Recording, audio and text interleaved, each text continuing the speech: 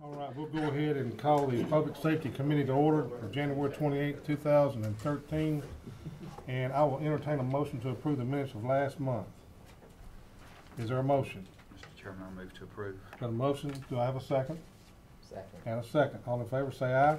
Aye. All opposed? Motion is carried. Before we get started, I'd like to recognize we got the Mr. Jeff Davidson here with us. He's the new deputy to the mayor that will be coming on board. We're glad to have you here. And also, I want to I know we've got one of our committee members not here tonight, Tiffany. She called me today and let me know she wasn't going to be here. I think the doctor's got her on bed rest, and hope she's going to be doing well. So be thinking of her. So with that, we'll go ahead and move on. First on the agenda will be the county fire and rescue report.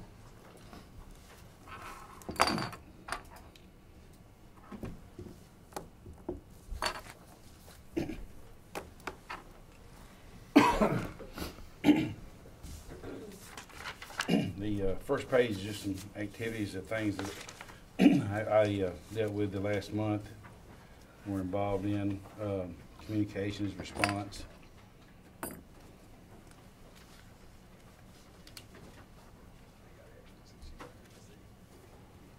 What all are y'all doing with the redrawing the fire district maps?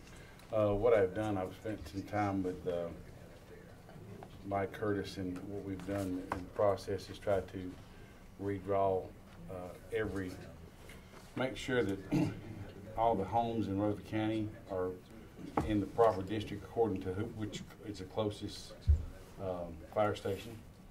Midland Falls will be coming on board in about a month, so that's going to greatly increase their area out in the Midland Fossville area.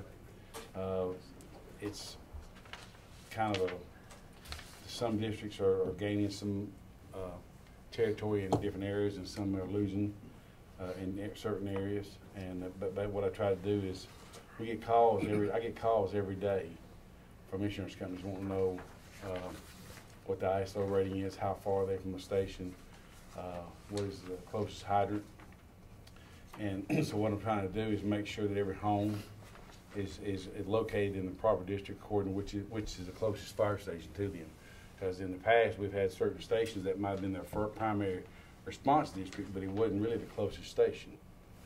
And if you've seen the news Friday night, there's a gentleman out off of Florence Road that's 5.5 miles from our station, 5.6 miles from Amble, 5.5 miles from Walter Hill, so he's out of no man's land, and his insurance went from $700 to $2,000 a year. So, and it's, if you look at the maps, it's just like a little square. It's surrounded by the city. So that's one of the major, and I've had a lot of the chiefs make comments, chiefs meetings about when we need to redraw the maps. So and you're stuff. working with them on that? Oh yeah, I've emailed them today, and the next chiefs meeting I'm going to meet with them and have the maps laid out showing what the change is going to be, and hopefully get them to sign off on it. But I mean, it basically comes down to where, you know, you want to do what's right for that person in that certain district that they're, because it helps them, it's more beneficial to them if they're closer to a station.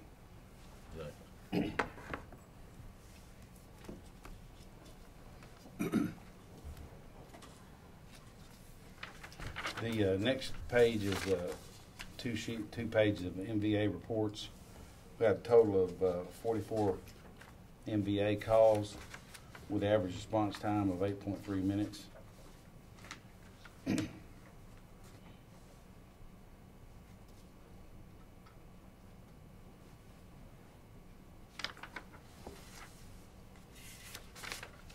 The next sheet is the training hours and water usage. We had a total of 2,430 calls for the year 2012 countywide,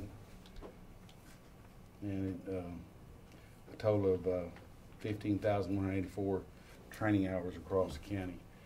Starting first of February, Rutherford County Fire Rescue will be putting on a medical first responder class for all the volunteers. This is at no cost to them. The only thing it costs them is for their license fee and the testing fee that they have to pay for. Where before that class would cost them about $300. So we putting that class on with the blessing of Mr. Nunley, who's helped us a lot with that. And that just gets more medical training on the fire apparatus and rescue trucks.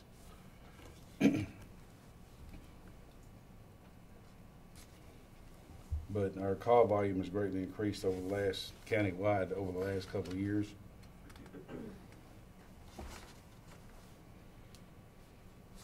And then the next sheet is just the report that we turn into the codes department of structure fires that has damage that's going to require a permit for remodeling. Had two of them at the same address 2 days apart. Shoemaker Road, Well, what that was, it was a rekindle. rekindle. It was burned, I think, on Christmas Eve, and there was a lot of old logs that was in the house. And once those logs catch on fire and they get deep down in there, you can soak it. Mm-hmm. They just kept having to make several trips back over there. I believe that house had sawdust insulation as well. Which I don't think you can ever put that out. I don't know if there's anything for that.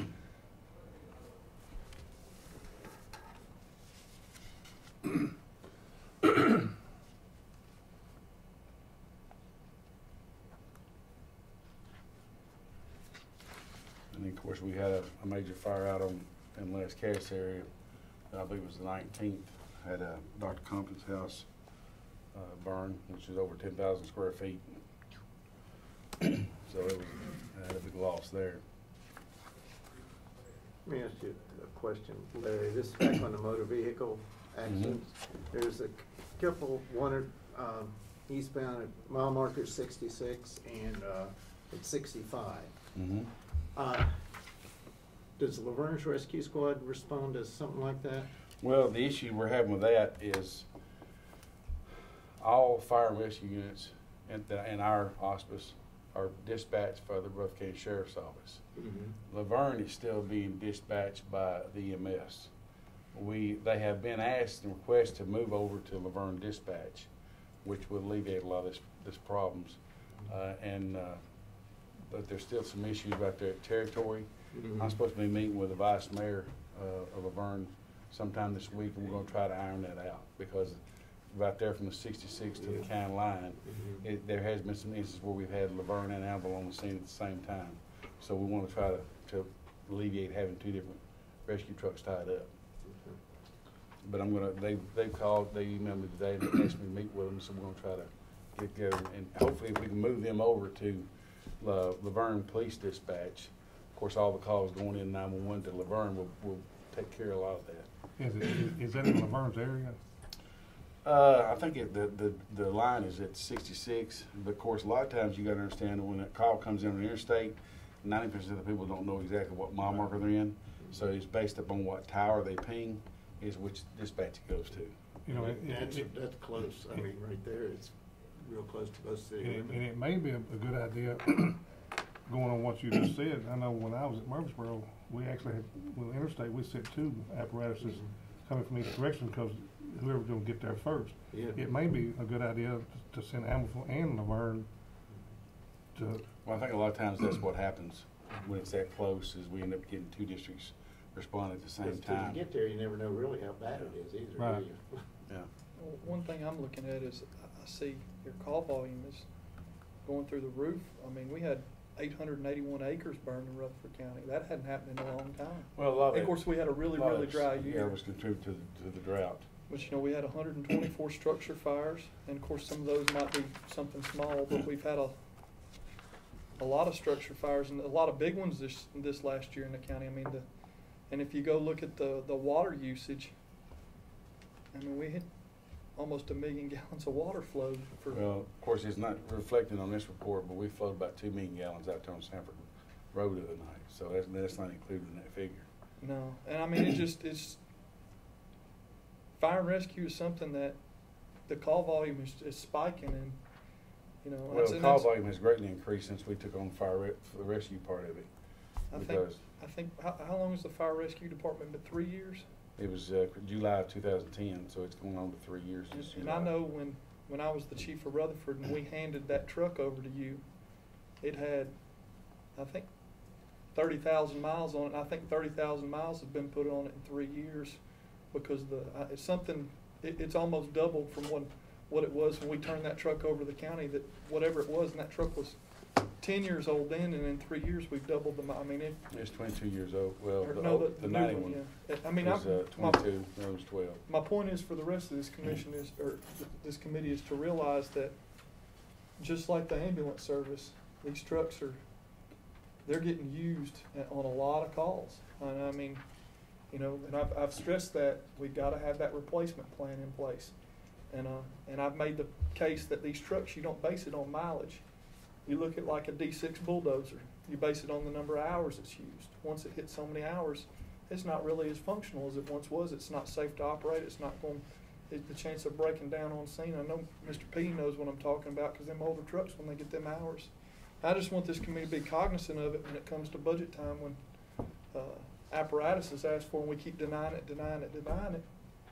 Again, we're kicking the can down the road, and we got to look at replacing equipment.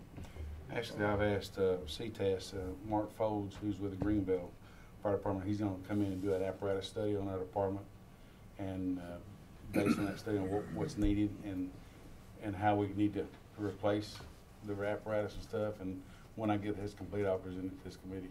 Well, thank you. I think that'll be good for us to see. And I've been fair across the board, the sheriff's department, the ambulance, and the fire department, advocating to where we have a fleet replacement plan. I just want to keep hammering it, because if it doesn't get mentioned, it's not going to get done. You know, and it's our job to make sure that happens. So. Any more questions? If there's no questions, I entertain a motion on the report. Motion to approve the report. Got a motion, do we have a second? Second. Have a second, all in favor say aye. Aye. All opposed, motion carried. Thank you. Next is the Correctional Work Center report.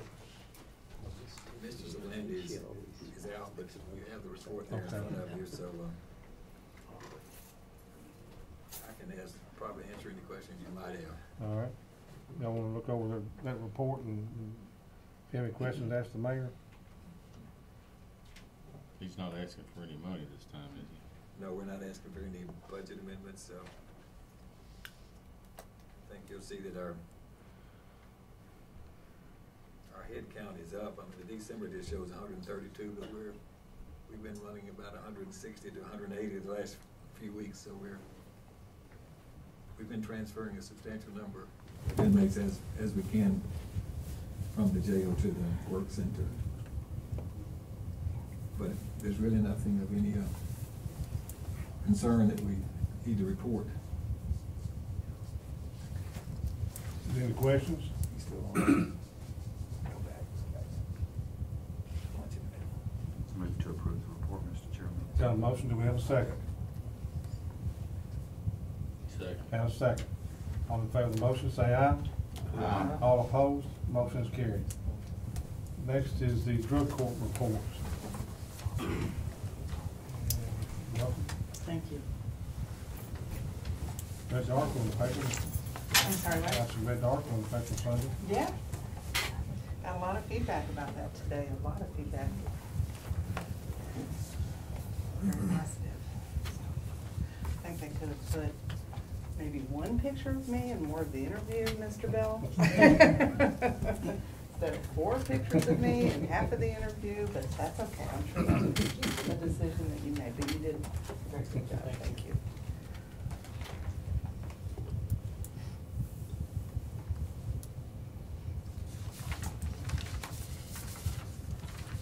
Well, you can see our numbers.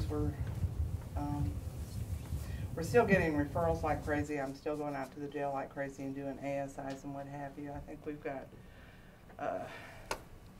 we just got 2 new people in court today, but they won't actually come into drug court until Thursday. And then we've approved another 3, so we're definitely going to be over 50 by a week from Thursday. And same with DUI. We've got 1 person coming in this Thursday with plenty of referrals that still haven't been assessed. So there's no lack of business, fortunately or unfortunately. People still seem to be interested in getting help, so that's good. Where those new laws were enacted, about some of these bath salt type drugs. Mhm. Have you seen that lessen any here in the county? We or really what's the have. story? Unfortunately, we have one person that is very badly addicted to them, and he just relapsed again. So it is still out there. We're trying to find him some residential treatment right now, because once he starts, they just, he's off to the races with it. Our other people seem to be not using that, but what we're seeing more of right now, we're still seeing a lot of crack cocaine addiction, unfortunately. One of the people that just came in last Thursday has been using crack cocaine for 7 years, so he just came in. And then the opiates and the sedatives, the Xanax and the pain pills. So those have the pain pills have taken over the bath salts and the synthetic marijuana. That seems to be more popular now. And doing Xanax and alcohol seems to be a big thing. Although why, I don't know, because they claim they can't remember anything when they do that. So I don't know why that is fun. But I'm hearing that a lot out of the jail as well. Thank you. Mm-hmm. Any more questions? Make a motion to approve the report. Got a motion, do we have a second? Second. And a second, all in favor of the motion, say aye. Aye. All opposed, motion carries. Okay, and on my narrative, just wanted to let you all know that I'm the new president of the Tennessee Association of Drug Court Professionals, which I'm very honored to have been elected by my peers. We have decided to have our conference again out at Embassy Suites. Rick Womack's office called me and wants me to come up tomorrow and talk to him about drug court funding. So I don't know if they're going to try and do what they did last year and get that special appropriation for us again. I'm hoping that's what he wants to see me about. So I'll be able to report more on that after I talk to him. And then I did mention the article that Mr. Bell did, one excellent response. We actually had just a person off the street, well, he called me. He's 76 years old, he's a grandfather, but he was very, very impressed with the article and was actually interested in becoming a board member. So he was very touched by it. I also wanted to give you an update. I don't think I've done this for a while. The 10-week alcohol and drug intervention class that we've been doing as a revenue stream has brought in $14,872 just so far this year. So it's right on target for the $30,000 we were hoping it would do. You're talking about from our budget year? Mm-hmm. Mm-hmm. Yeah, from July 1. Okay. And that's the referrals that we're also getting from the court. They're referring people over. And apparently the law changed, I believe in July, that now judges can order domestic violence offenders into this class as well. So because Kay is so overbooked right now, we have a waiting list and she's teaching 2 classes. We haven't really pushed that with the judges yet. But that's something we're thinking about for the future. They can put domestic violence offenders in with the If they have an alcohol and drug problem, they can go through this Okay. 10-week course as well. Right now, they're not getting that. They Okay. might be getting an or a domestic violence class. But they still got drug and alcohol problems is what you're getting at? Yes. Okay. Yes. I thought they were going to start putting, No, we Okay. don't take violent offenders. in I was fixing to drug say, court. that's, Yeah, that wouldn't work, would it? No, this is something a little different. Drug court light, as we call it sometimes. And then the DUI school program, I misrepresented that. That has brought in $1,765. We're doing that out at the workhouse about once every 3 months. So about once a quarter, we're doing that out at the workhouse, and we're getting about 3 or 4 people that can pay for it and are willing to do it. So we're still offering that out there. And then finally, we approached the mayor and Brian Robertson, and I'm sorry that Superintendent Slandy's not here. We're very excited about this.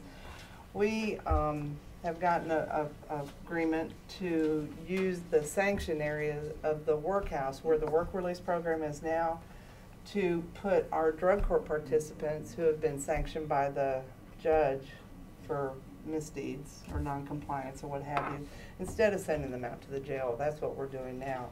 And sometimes they're only serving 24 or 48 hours, and that's a very expensive use of the jail. So we have agreed that probably the sanctions area of the workhouse would be much more appropriate. And in thinking further about it, we decided to hook up the drug court office and the sanction part of the workhouse so that they can continue to attend their classes while they're out there and won't miss any treatment. Plus, as we develop this a little bit further, we may be able to start offering our classes to their general population, the relapse prevention, the early recovery, and the MRT as part of their reentry program, so that they would have some skills when they leave the workhouse. They wouldn't necessarily be in drug court. It would just be some classes we would offer to them.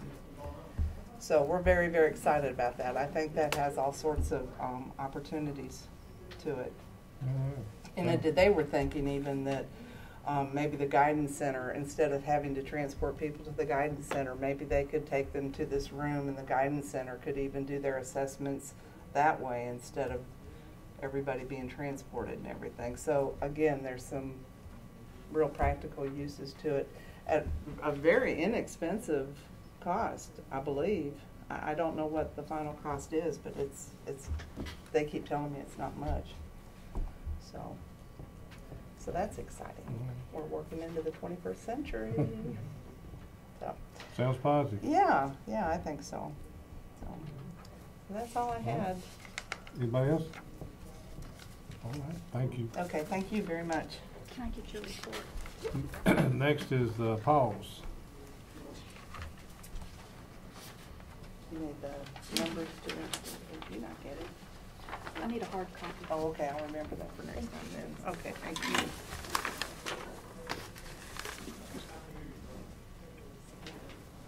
Kind of fill the committee in. I had the privilege of running into the county mayor of Bedford County Sunday at Longhorn, and he spoke very highly of our director at Paul's, and where he used to work over there for him, and said we got a good one. And that's what I told him. I agreed. Well, thank you. For the month of December, we had 480 animals that came into our shelter. 37.9% came from the county jurisdictions, 14.2% came from the city of Laverne, 37.3% came from the city of Murfreesboro, and 10.6% came from the town of Smyrna. We had 162 adoptions for the month, 247 animals that were humanely euthanized, 68 animals that were reclaimed by their owner, 8 that died either in the shelter or before our arrival, and 14 of other incomes. It gave us an overall adoption reclaim percentage of 46.1%, and our euthanasia rate was 49.5%, which is about 10% higher than what we're typically seeing. It had to do with December was a great month for adoptions around Christmas. Out of those animals that were reclaimed, the 68, 25 of those animals were ones that were reclaimed through our PitSNP program, which is the spay and neuter for our pits and pit bull mixes that we started in December. At the end of December, 122 animals were left in the shelter. 1,914 people visited the shelter looking for a new or lost pet, which is actually down a little bit from what is typical. But again, the people that were coming in were ready to adopt more so than other months. And we had 1,709 log calls and voicemails for the month. For the month, we had 1,294 calls that were received and 1,360 calls that were completed out. And you can see the breakdown of the jurisdictions of those as well. And then we traveled 9,464 miles. Year to date, we've had 3,995 animals that have entered the shelter. You can see that our overall, for the fiscal year, our adoption reclaim is 27.3%, and our euthanasia is 65.3%. Total, we've had 11,574 people visit the shelter since July the 1st, and 13,274 log calls and voicemails. 7,844 calls that were received and 7,980 calls that were completed out. And we've traveled 59,133 miles. The last page of the report is the rabies exposure and bite report. If you'll recall, our rabies goes based on the calendar year versus a fiscal year, so this will be our flash report for 2012. We had 22 bites that were reported. 5 of those animals were tested and none of them tested positive. And we had 3 other exposures. None of those animals were tested, and of course no positives. So we finished out the year with 5 animals testing positive, and there were all other exposures, which would be contact with other animals, scratch, things like that, not an actual skin broken. So we were very pleased. We haven't had one since March. We're tickled to death over that. Also included on your desk, a copy of the customer service for the shelter in the field for your review.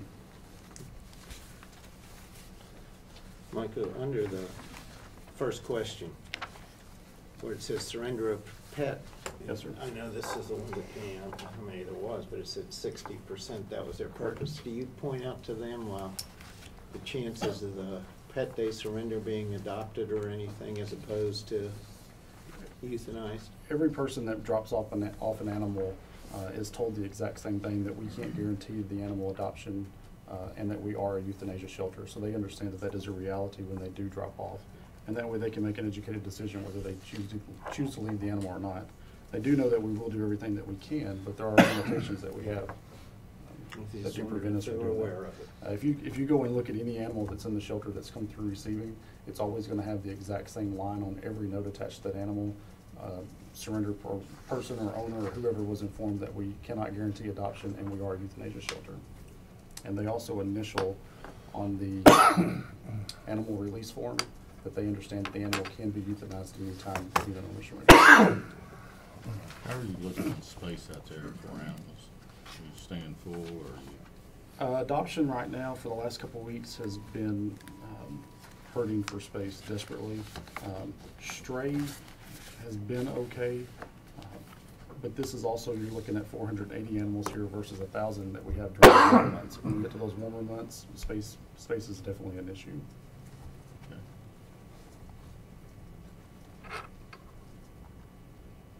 Any more questions? Make a motion to approve the report. Is there a second? Second. And a second. All in favor of the motion, say aye. Aye. All opposed, motion carries. Thank you. Thank you. Next on the agenda is the ambulance service report. All right. How are you doing? Good, how are you? Doing good. Thank you.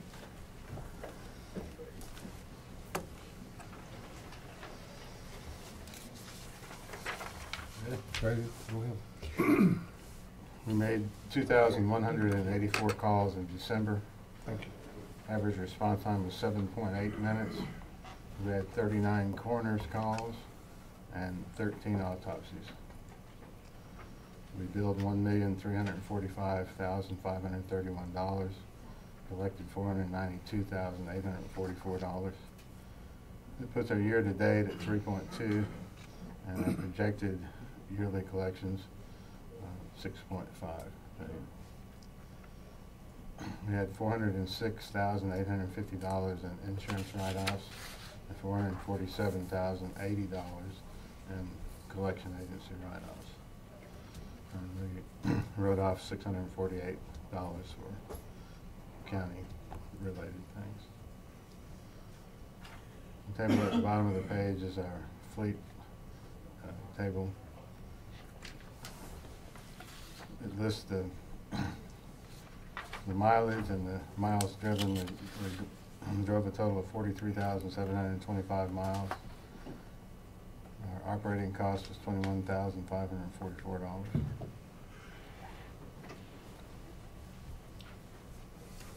We made a total of 661 calls out of zone. On the next page, in-services and training. We had 3 different training sessions there. Pedal Medics also had some activity this month, and we had 14 activities under our community relations and medical coverage for sports events. The SORT activities are listed at the bottom of the page, and there's 14 of those.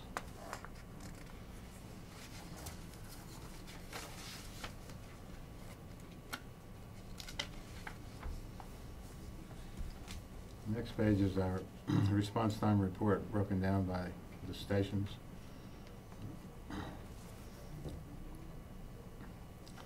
There's not much change from month to month on those. They turn out to be about the same, so there's not any drastic differences. It seems the busier the station and the smaller the zone, the quicker the response time. The next page is the number of our calls broken down by commissioner districts. Also the calls to Nashville and our emergency transport calls up in the third table. Mike, on the Nashville call for Salem, I get, is that cause of the transport team that goes to 21 makes it higher?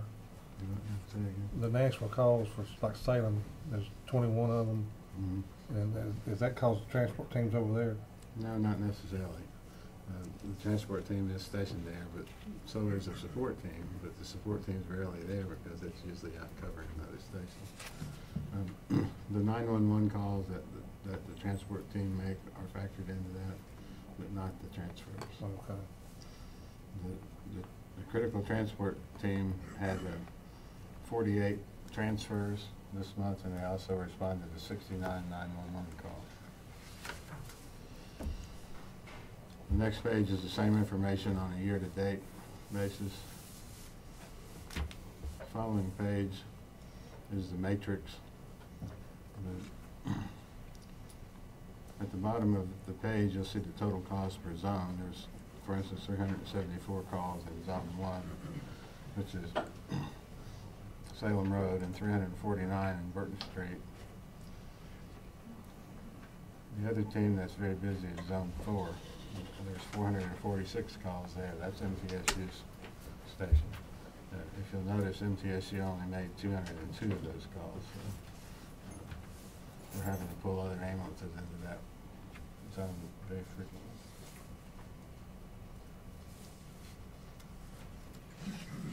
That station's not big enough to hold another team, is it?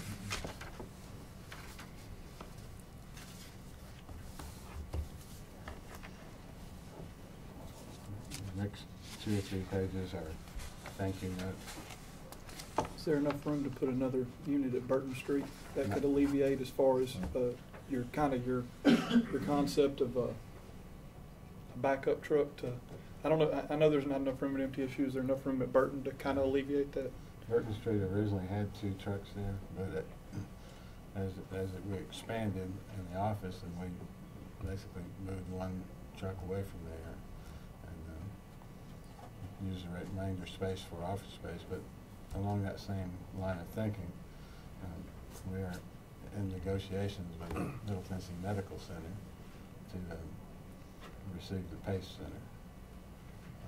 That's going well, and from what I understand, we're kind of waiting on MTSU to come through with their deal over there so that everything can be taken care of at once. And when that happens, I don't know whether we want to put 2 teams in Burton Street. We could if we wanted to.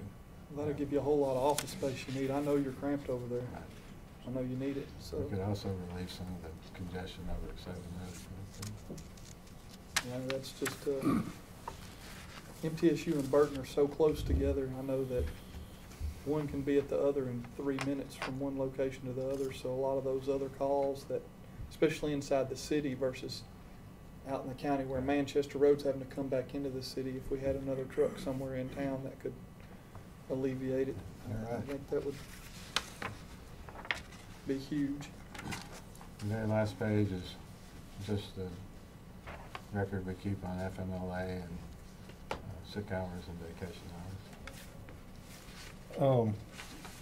That just reminded me, did Randy tell you, I asked a question last month, I know you weren't able to be here, and what the question was, I had a couple paramedics I ran into, was asking me questions about, recruiting, vacation time and sick time and stuff like that, where it diverts back into, and I think it happens to all county employees the same way, but if so many hours, vacation, if they don't use that vacation, it goes back into their sick time. Right. Some way that, where they could actually buy back time, where the employees maybe wouldn't be losing their time or something. They don't actually lose it, but to answer your question, that's up to you guys.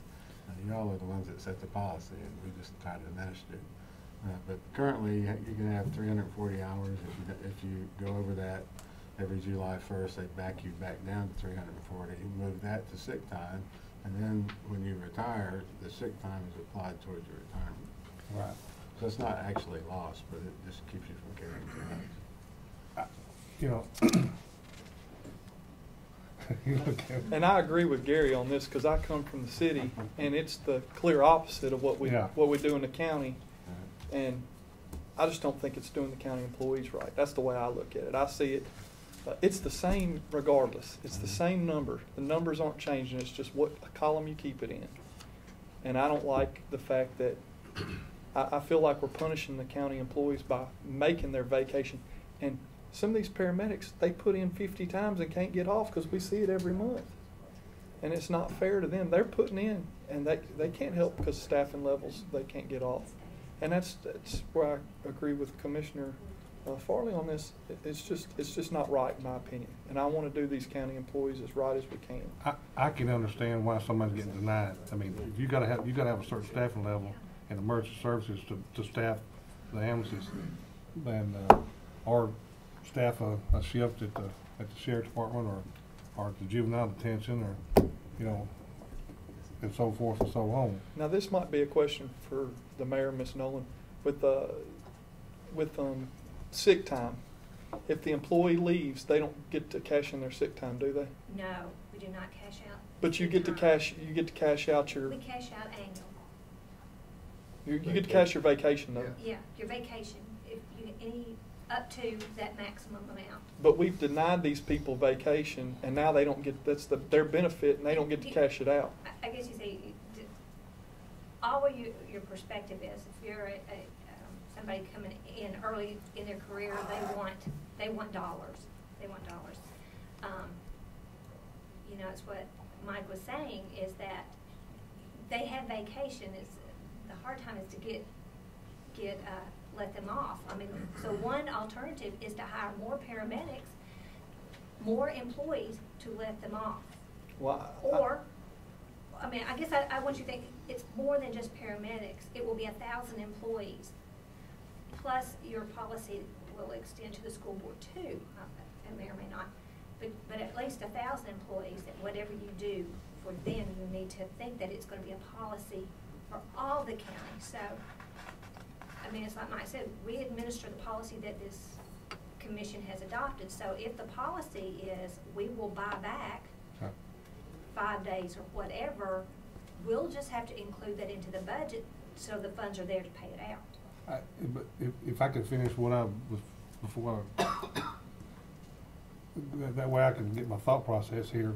If we could look at something, not saying that we're going to do it or not going to do it, I would like to see some kind of proposal, looked at how this is actually going to affect the budgets and how's it going to affect the county employees. We may be accruing too much vacation time if you're not able to take it. I don't think they're accruing too much vacation time. It's pretty. You would be amazed how much. This is when you get up to 20 years. How many days a year is it? 2 days a year. 24 days a year. On 24-hour shifts. Well, the thing about It's equivalent. They'll have equivalent. So that would be one shift a year, or one shift a month. There's an equivalency for the Yes, medic. they're still getting into 2 days. But as Mike said, that anything that's, you don't get the dollars for it, but I guess it's the employees, what is their perspective? As he said, it rolls into your sick if you don't use your annual. Then when you get toward retirement, it counts as service time. So I may only have 20, and I think you've got something for the sheriff's department. They may only have 28 actual years, but because of their built-up sick, they'll have their 30. They can retire 2 years earlier and start getting that benefit. I retired at 53 years old, and for 2 years, I drew my check just like I was working. That's different from us. You don't Right. draw your full paycheck. You go on to retirement under TCRS. You get 30 years of credit, in that particular example, for retirement purposes, which means you get more each month for your retirement. But if someone comes to work every day and doesn't lay out sick, I think we should reward them. Yeah. you know, they're there working. To me, that is the reward. You know, again, somebody else would, you're I'm getting than I a am. different, I'm getting done different than the paramedics are. I'm getting a better deal at the city. The city pays you out, don't they? They pay you out your sick. We don't pay out The city's sick. not Right. paying the same into the retirement plan as we are either. And then your folks don't have the You're same paying your own retirement. retirement plan. We're paying almost 13% into retirement for every employee. Well, it depends. We have two retirement plans. We have a defined benefit and a defined contribution. Well, That's a totally different Yeah, but subject. you don't have anybody else going in We- it to define benefit. We could Yeah. on and on and on. Well, if we could, if somebody could look at it, I'll come back. I mean, it's not a hard thing. I would just have to budget. If somebody gets, if you just give me some parameters. You've got employees earning 2 days of annual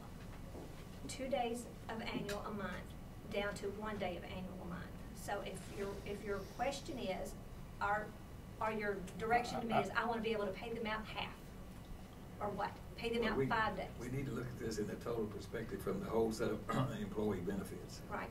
You have to start almost back to what we are allowing them to accrue. And so it's more than just making some computations here. It's broader than that. I think we need Sonia and I mean, because you're Lisa going to together pay working retirement on on it. You have to pay retirement and all the benefits Yeah. on top of those dollars. So, I mean, if you just say you're willing to pay out 2 days, just give me something to at least start with.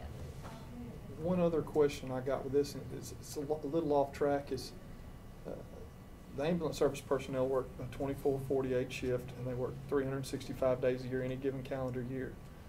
Do they get holiday pay? It's built in. It's built into their accruals. So they are getting paid on, I mean, if they show up for work that day, they'll get that. I just want to make sure, because I've heard different, and I wasn't sure on that. And that's one of the reasons the years ago, the holiday pay got brought up for the sheriff's department and for the ambulance service. That's one of the reasons we actually give more on vacation times, because we wasn't paying them, and we couldn't give them, we wouldn't pass it in the budget to pay them holiday pay, so that's when we upped the vacation accrual stuff. Okay. It's part of it, I believe. that clears a lot up for me, so thank you. I wasn't sure on, I knew something, and I just wanted to make sure that we were. Because I brought the holiday pay up back years ago. Well, you gotta keep in mind something else is the FMLA. When you get a lot of people on that, especially if it's in a critical area, that people are out with FMLA, then somebody's got to cover it, the ambulance service. Oh, emergency services, I mean, you've got a minimum staffing level you've got to have, and to meet that, you either got to pay overtime, or you got to hire people to put them in place. But I'm saying with FMLA, if you've got vacation or if you've got sick leave built up some, you're more likely to use it than if you don't have it. You see what I'm saying? To go out to take care of somebody or something like that on FMLA, you're more likely to do that if you've got a paycheck coming in. But you got to have a doctor to sign up on Yeah, the FMLA you before could you do. can actually do any of that. You know. But Commissioner Farley, what I sitting here thinking, what I'm going to provide for your group is the cost of 1 month's accrual. So for me, it will be 2 days. For a new employee, it will be 1 day. So treating everybody the same, if we pay back 1 month's accrual of leave, it'll be $1. I'll give you that dollar amount. Okay. Effect to the general fund, solid waste, and ambulance. okay, thank you. All right.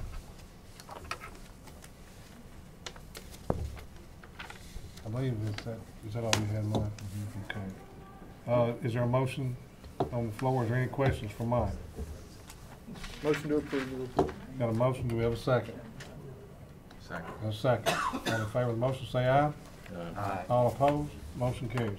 Thank you. All right, juvenile detention report. Good night. Good night. Good morning. Hello. Good evening. All right, what you have in front of you is our report for the month of December, and I will happily answer any questions that you have about that. I do want to say that I didn't make it to the agenda, but I do have a budget amendment tonight, and I have provided paper copies for everybody because I didn't get that turned in time for the computer. Is there any questions on her report? We'll do that first.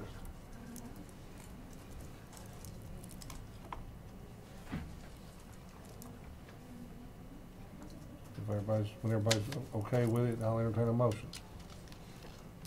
I don't see anything unusual there, just, it's normal. Yes, sir. Looks kind of normal to me. I move to approve the report. Motion, is there a second? Second. That's second. All in favor of the motion, say aye. Aye. All opposed, motion carries. And we got a budget amendment. Okay, this budget amendment is for no new money. This is just us moving some money around within our accounts. I'd like to move $437 from our maintenance and repair of equipment to other supplies, and that's to purchase an additional computer and a printer. And then the $1,001 is additional revenue that we received from our Title I grant. That was not in the original budget amendment that we did the last time we talked about that particular grant program.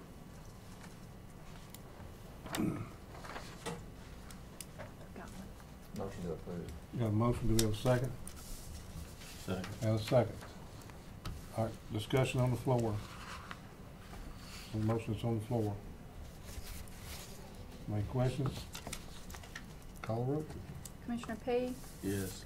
Commissioner Jeff Phillips, Commissioner Schaefer, Yes. Commissioner Stevens, Yes. Commissioner Young, Yes. Commissioner Farley. Yes. Is that it? That's all I All right, have. thank you. Thank you. Next is OSHA report.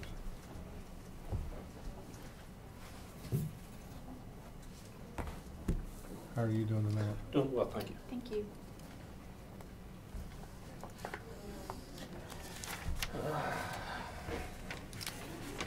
I want to present two things for you tonight. The December report, and then give you a summary also for the last calendar year since OSHA is done on a yearly basis. In December of 2012, we had a total of 12 injuries requiring medical attention, bringing the total for the year to 208. 151 of those were recordable, 70 had restricted days, 25 lost days, and 56 all others.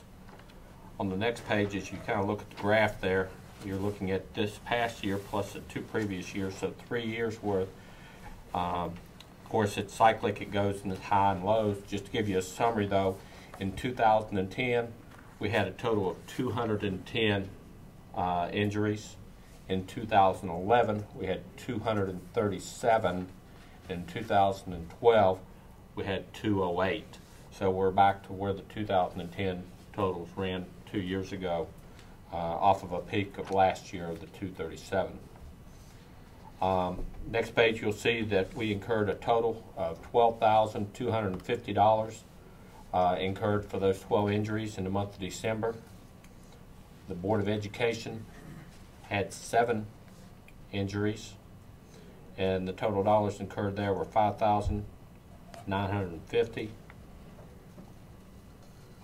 County General had 4 for $5,350.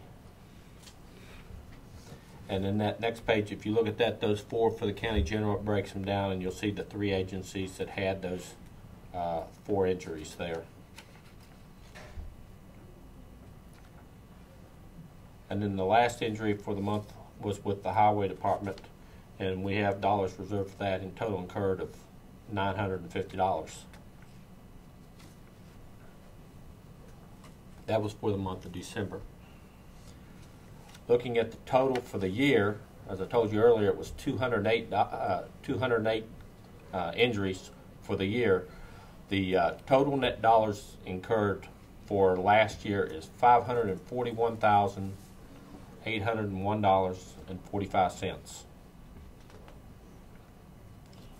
The Board of Education for last year had 124 injuries, and the total dollars incurred with the Board of Education was $302,416.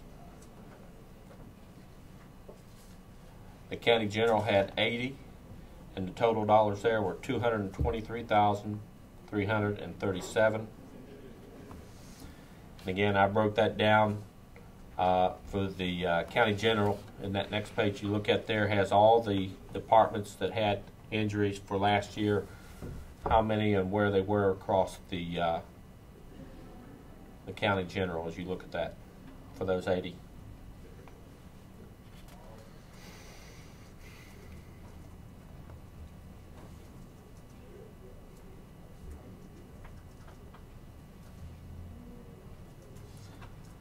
And then to top the year off, the highway department had a total of 4 injuries last year, totaling $16,047. And the last page, if you see that, that is the OSHA 300 log, the 300A log that we're required to post in all the county buildings. That's been disseminated to the safety personnel and the committee to ensure that that gets posted. It's also been emailed to them. We've also sent it to Paula Barnes and Josh Cobley over at the Board of Education to get it posted in all the schools, signed by the mayor. And just real quick, it says we had an average number of employees last year of 5,960 employees.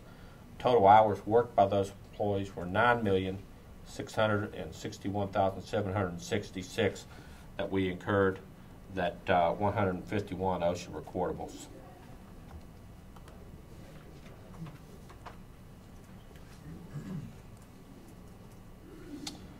Are there any questions? Or? You graphed injuries from year to year, like yes. 10, 11, and 12. Why don't you graph cost from year to year? I can do that. Okay. But one thing, the cost will change some since we switch programs. It'll be harder to hear the last few years. One of the, yes, and what you'll find happening as you graph the cost, I may graph it today, and next month when you come in, all of a sudden one of the claims may have paid out big and the cost of it or has been reserves have been changed, and you say, well, wait a minute, it doesn't look like it did last month. And that's because the cost, if a claim is continuing to get treatment, will go up. Not like quite like the numbers at the end of the month. The claims would hold steady, but costs would definitely fluctuate every month. Yeah, but you also have reserves. You can take a look at the reserves. Yes, I can graph that for you. That's not a. Thank you. Another one that we've asked before, have you defined or determined any habitual offenders to accidents? Or The OJI program has kind of resolved a lot of that when we look at that, and it's not as we still have probably, I wouldn't want to say that we just completely got rid of everything like that, but it's much more evident and prominent when something happens and you do see it. We don't have as many reoccurring injuries as where before we might have had 10 or 15 people with the same injury. We're down to like maybe 1 or 2 in a year's time that may have the same thing.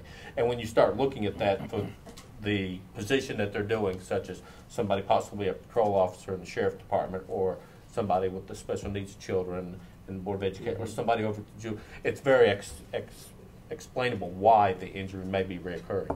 So we don't have those things that we used to have before. The OSHA 300 log, yes. You post the same log in every department? Yes, same log in all across the county and all the county buildings and all we report for the county. Why don't we disseminate departmental information along with that? We do. We did that at the county safety committee meeting where I meet with the department safety people from finance or OIT or the health department, juvenile detention. We all had a meeting here just a couple of weeks ago. We don't share all the individual department information with everybody. We give each individual department their information to them, and then they take that back. If somebody didn't get that, or if they want more definition or understanding, then obviously we'll be able to provide that for them. All they have to do is ask us. So they can post it or not? That's not a required posting on their part, but it is something they could use to evaluate where their injuries occur and what type of corrective action or what things they need to address to end those injuries. I'm not disagreeing with anything that you say, but if you post this in the highway department, does it mean anything to those employees? Not nearly as much as if you posted along beside that their stats for the prior year. They would be more interested in that, in my opinion, than they would a generic posting like this. It's a suggestion. I know you're required to post those 300 Yes. laws, and I know you're not required to post departmental information. But to me, as a departmental employee, I'd be more interested in that than I would the OSHA 300. Well, I can definitely provide that to the department heads. It would just be a matter of them posting it in their department. Or not. Well, yes, sir. It would be their choice to post it. Who posts these 300 days? You Like, do? yes, I'm the one that makes sure that it got sent out. Now, I don't go to every school. That's why I disseminated it to Paula Barnes and Josh Kubley. They would then send that to each one of the principals, the schools, for it to be posted. In the county in general, who posts these in each one of the departments? That's the county safety committee that I meet with. Now, who actually goes out there and posts them on the board? That county safety committee representative. I've got one that's with the juvenile detention department we met with. I've got one. And they carry it out there and post it? Post it on the board, yes, sir. I'm like Commissioner Phillips. I don't see why they can't carry their own out there and post it at the same time. Yes, sir. If their department head wants to post them out there, it's most certainly. It ain't, we'd like to see it done. Okay, sir. Yeah, You and know. I agree with it. And as being a worker, I see that as well. I'd want to see where I'm working at how many people have been injured and how much, kind of taking pride in your job and the department you work for. And we don't have to, of course, you can email it and they can print it off and post it up. I mean, that's pretty simple. Post them at the same time. Save you time too. Well, and that's the thing. It's very difficult to get around to all the buildings and the schools for us to post. That's why we have to rely on some other people to post that for us to help us. If your safety committee is doing it, I mean, instead of posting just one, they can post two. Yes, sir. One of the things that, in my mind, has been effective in the private sector for years and years and years and years is disseminating information, establishing goals and disseminating information and updating that information on a regular basis. If that department had 0 recordables January, February, and March, employees look at that information, and it keeps safety on the front of their mind versus looking at something generic like this. So that department has a certain amount of pride, just like Matt was saying a minute ago, a certain amount of pride in that I don't want to be that one that breaks that string that's going on like that. And those type of things, I'm not saying you hide injuries, but what I am saying is that it keeps, in the private sector, it keeps that foremost in those employees' minds, that they check it. They know how many hours, how many days, those kinds of things. I can definitely put something together and send it to each of the department heads and explain to them your emphasis on getting those things posted. Talk to your safety committee and do a little brainstorming with them and see if there's ways we can even get more up-to-date information in those departments' hands from time to time. Well, we meet with them once a quarter, so they have a quarterly report that they get on everything that's happened and usually a quarter is much better for them than just a monthly thing, because in a month they may not get but one, and that doesn't tell them much. But if you have a quarter, may have 1, 2, or 3, then it's a little bit more information that they can see. So. We've and I worked in the private sector and doing hazardous materials cleanup, and that's a big, we're on OSHA all the time. As far as everything we do is regulated by OSHA. And like he said, a lot of times you'll see it posted the number of hours, and they'll have a clock of the last time somebody's injured. I mean, the more we can get to these people, and one of the things the company I did work for, we had 50 locations across the U.S., and the locations that didn't have any injuries or the lowest amount of injuries got rewarded somehow. Not necessarily monetarily, but whatever. I mean, it could be a certificate or whatever, or just I don't know. And use your imagination, but the more we can promote safety, and you've done a really good job with it. I just see that in the private sector. Thank you. That things like that are being done, because safety in the private sector is well, number one. We have several things going as far as awards and things like that. One, of course, is the County Safety Award. We give out 1 a quarter to a county representative and 1 to a semester for the Board of Education. So we're giving out 6 a year for that. In addition to that, we recognize all the food service school departments of all the county schools. For those that have had no injuries during the year, at the end of the calendar or end of the school year, we'll have a certificate for them, and we put that out to all the schools, and we do that also. And then, of course, in the newsletter, we recognize all those individuals for that. And then, of course, for this example, this last public safety meeting that or safety committee meeting we had for all the representatives, we even had a door prize that we've had put together, and Smart Steps assists us in putting together a package for that. And then of all the people there, we had a drawing for those people who were there at the meeting, and then somebody was awarded that door prize. So that's another thing that we've had, again, to promote attendance to the meeting and awareness of safety. So good. I'm glad those are to some hear. things that we've got going on. I'm glad to see that getting done. That's Yes, sir. that's an important piece of the puzzle for. Any more questions on his report? Let's see, we've already had a motion. We don't have, okay, need a motion. Motion to approve the report. Got a motion, do we have a second? Second. And a second. All in favor, say aye. Aye. All opposed? Motion is carried. Thank you. Thank you. Next is the Emergency Management Agency report. Welcome. Good evening. How are you? Doing good. How about yourself? I'm a little nervous. A little nervous for what? It's January and I'm wearing a short sleeve shirt. That tells you anything. And then it's at least a little cooler in here, because I tell you what, it's like lovely in here while ago. Bad weather's supposed to come through. We tomorrow. do have potential for some severe weather coming in Tuesday night into Wednesday. We got a squall line moving in with some heavy winds pushing it, and possibility of tornadic activity. We're in a slight risk right now, but it's subject to change at a moment's notice. So. Report in front of you. Nothing real outstanding. We had a couple of non or low impact hazardous materials, including involving diesel.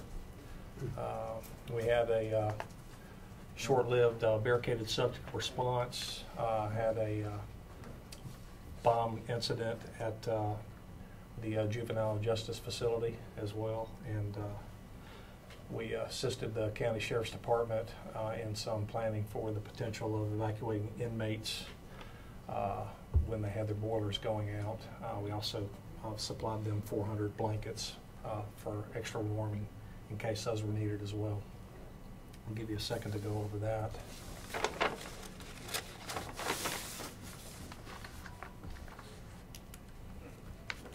Notice on the 23rd you were met on the Lynch Hill Tower site. How's that going?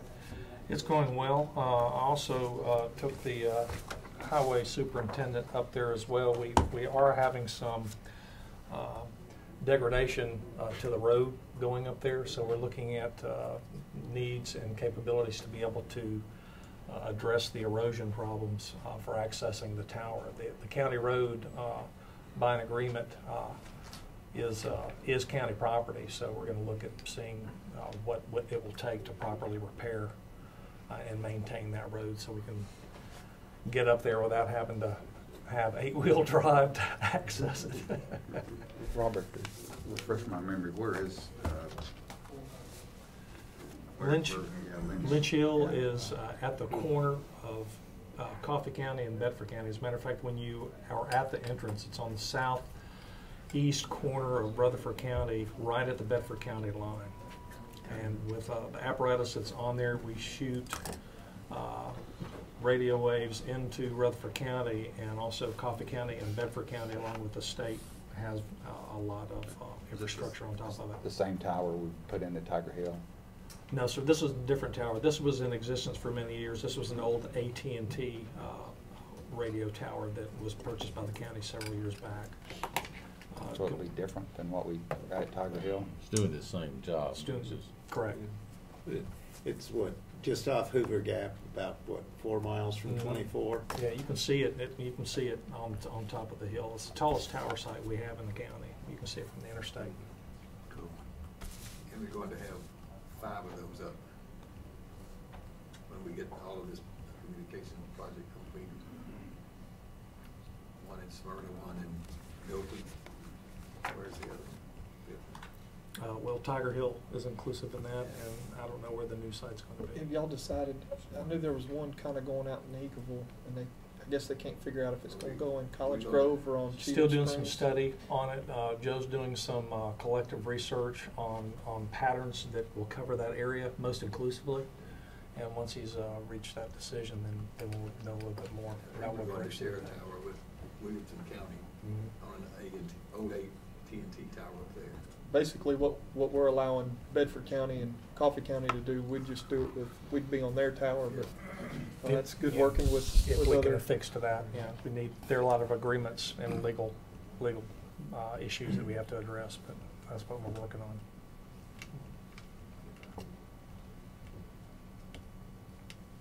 I guess we're still in the report. Yeah, we're Okay. still in the report. Yeah, appreciate that. I had to step out for an emergency, so. So is there any more questions? Not do we have a motion on the report? Motion to approve the report. I'll second that. All in favor, please say aye. Aye. All opposed? Give it back to Commissioner Farley. Appreciate it. You got anything else? Yes, sir. I'm passing this down. This is a request for a grant that I wrote and sent to the state for a hazardous materials training grant that we have been approved for, and it is a matching grant. The total of the grant includes training for 52 hazardous materials certified responders within the county. Well, this will provide training for them. This is a continued education program training designed for hazardous materials certified responders. It's called Hazmat IQ. And I've personally been through this class myself a little over a year ago, and I think it's some of the best post-hazardous materials training that's been available. It really takes a lot of questions out of the response and gives responders an immediate capability to be able to do scene size up and determine threat levels and what they need to consider for hazardous materials entry into a hot zone, especially when it comes to line of sight. Is there a prerequisite if someone's got to be like a hazmat You have to tech? be a hazardous materials technician to attend the class. We can put 60 in the class, but the grant only covers for 52 students. If anybody past that number wants to attend, there will be a $100 fee. The matching grant, we have. Have we got 52 or 60 hazmat techs in Rutherford County? Oh, we've got way more than that. We've got several hundred. We got 100 at Murfreesboro. So it'd be a first come, first serve? First come, first serve. Whoever signs up for the class gets in. The county will have to pay approximately $1,600 for their portion of the grant. However, I have $1,000 in my training budget at the EMA that I would like to put into this, so it would only cost around $600 and change for the county. If we could work towards approval for that to be able to provide this training, I think it would be a very worthwhile project. Was it worth talking to Murfreesboro, Laverne, and Smyrna for $200 apiece, or forget it? No, I think everybody should have a shot at getting this. I think the more the merrier, and we should be able to ensure that each jurisdiction has a number of qualified individuals in the class. I know some folks from Smyrna have been in this class because they were in the first training session that I went through. I'm not aware that any other of the response agencies have had this training, but I've been wanting to get it in this county for some years, but we haven't had the budget to be able to do it, and this is the opportunity. We've already been approved for the grant. All we have to do is get this up through the Finance Committee and then up to the Commission to pass. Is this something we can apply for next year as well? I'm not sure if it will be available next year or not. Okay. Well, I mean, if it is, it would be. We will continue it, absolutely. I We will think the continue more it. training, the better. Well, who teaches it? It's two guys, Chris Aguirre and Joe Yes, sir. Borman? The individuals that put this training together have combined capability and experience of over 30 years in hazardous materials. And they are chemists, and they teach a common language type protocol when they teach. So that they take a highly technical type of training criteria that's based on hazardous chemicals and the periodic chart and put it into layman's terms so these responders can better understand it. Well, I'll make a motion that we approve receiving the money for this class and send it on to budget. And do we need to do anything to make sure that everybody has an equal chance, or we'd just leave that up to EMA to decide how to do it? That'll be fine. All right, we got a motion, is there a second? Second. And a second. All right, so the only prerequisite is someone that's a hazmat technician. Yes, sir. And the size of the class. So you got some hazmat techs over here, and you got some over here that. Typically what we do when we have classes is it's always a first come, first serve. So when I broadcast the dates for the class, as soon as I confirm it with the company when they can come up here and conduct the class, it's first come, first serve. So whoever gets the applications in gets into the class. How long a class, how many hour class is it? It's a one-day class. It's a one-day and it will class. give you more information that you could ever dream of. Okay. I would recommend for any responders that are watching this on TV that you do have some requisite knowledge in the periodic chart and chemicals, because it can get kind of technical, but you don't necessarily have to have a broad knowledge on chemical abstracts before you sit through this class. Whoever you are, if you're tech level, you'll gain a lot out of this classroom. All right, any more discussion? Then I guess we need to do a roll call vote on this one. Okay.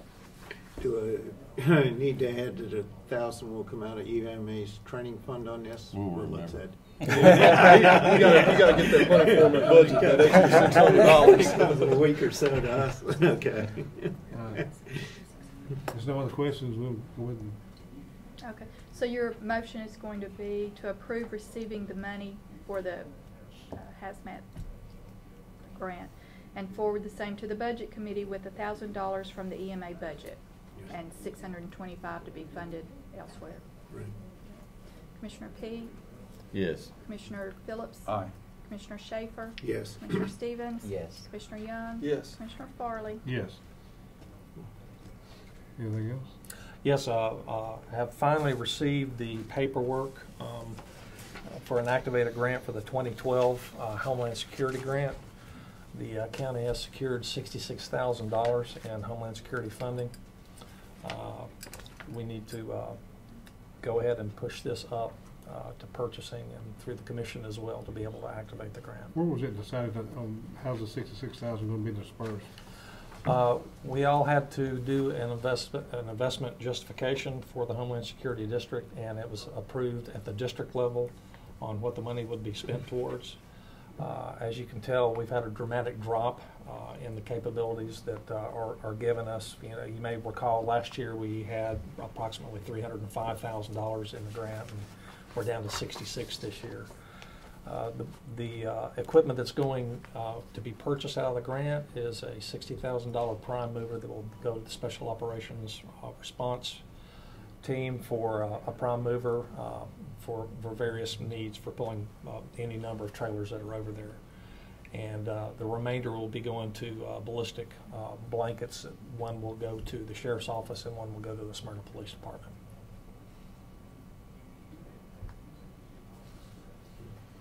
You've heard the request. What's the? Motion to forward to send it on to budget. I guess that's what we need to do. Got a motion and a second. Discussion? And then none of this money is our money, it's the federal money that's coming in, so it's a 100% net zero match. Correct. It's our money, it's just coming back to us. Yeah. Yeah. Who was your second? Mr. P. All right, if there's any more discussion, all in favor of the motion say aye. Aye. All opposed, motion carries. Do you have a copy of that? With both of them? You want both of them? Well, there's just one, isn't there? Well, I have one for the training grant too. Okay, yeah. Yeah.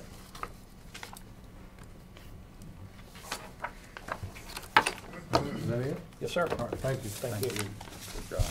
Next is the sheriff department.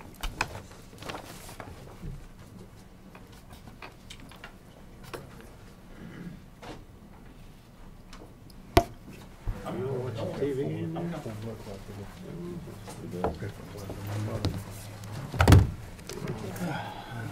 There's your set. Thank you.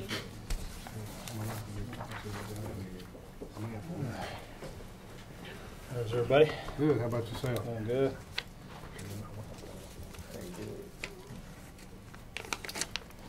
All right, first item up for bids.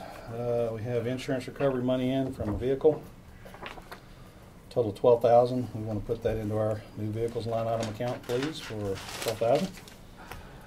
We're going to move out of 54,210,399.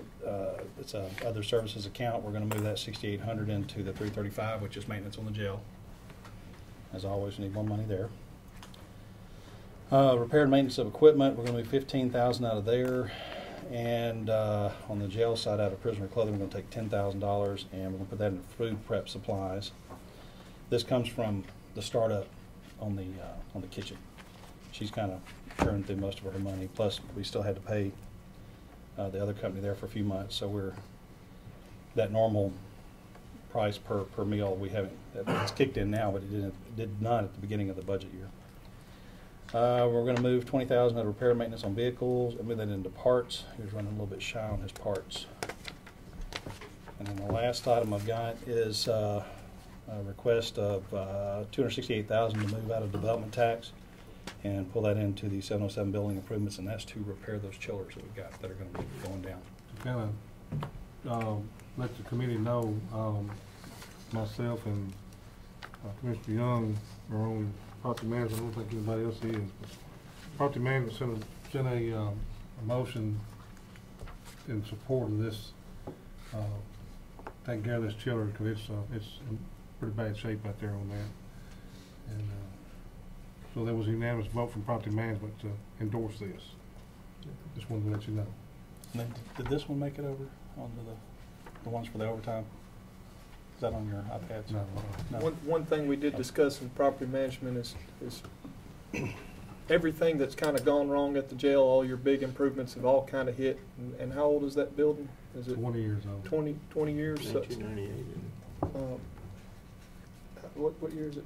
They were built 98. 98. So that's however long it's taken. Everything, the water heaters, the boilers, the chillers, everything's just kind of the life of it is shot. So Joe, we know how long start it'll with 56,000. last next time Yes, ma'am. anyways. It's on the Well, let's go back to something. Are we just improving the chillers? No, we're replacing. Replacement, yeah. Okay. They've got some serious cracks in them. We've Yeah. got several issues, and of course now's the time to replace them, unless anybody wants to come visit with us when they go down in the middle of June and July, and we'll let you enjoy the weekend. It would not be a pretty place. So, and then I've got one more for overtime. You want to go ahead and do that one? Yeah, I don't think it's on our iPads, is it? It's separate. It may be separate. I can do it after you do these if you want, or Go back a page. sorry. This was the last minute item we drummed up this Okay. It afternoon. says amendment. Yeah. Oh, it's on the second page. Yeah, we're requesting, this is the overtime billing that we do to get overtime back into the SRO's line item for where they work the ball games and stuff like that. So we're gonna $56,570 is gonna come out of, let's see, it's gonna increase in the contract line item there on the top. And then we're gonna put that money, $47,000 worth of overtime dollars, and then the related benefits will go into the, for the SROs to work with the Board of Education for all the ball games and everything else that they do. It's not any new money, it's coming from what? That's coming from Board of Education, yeah.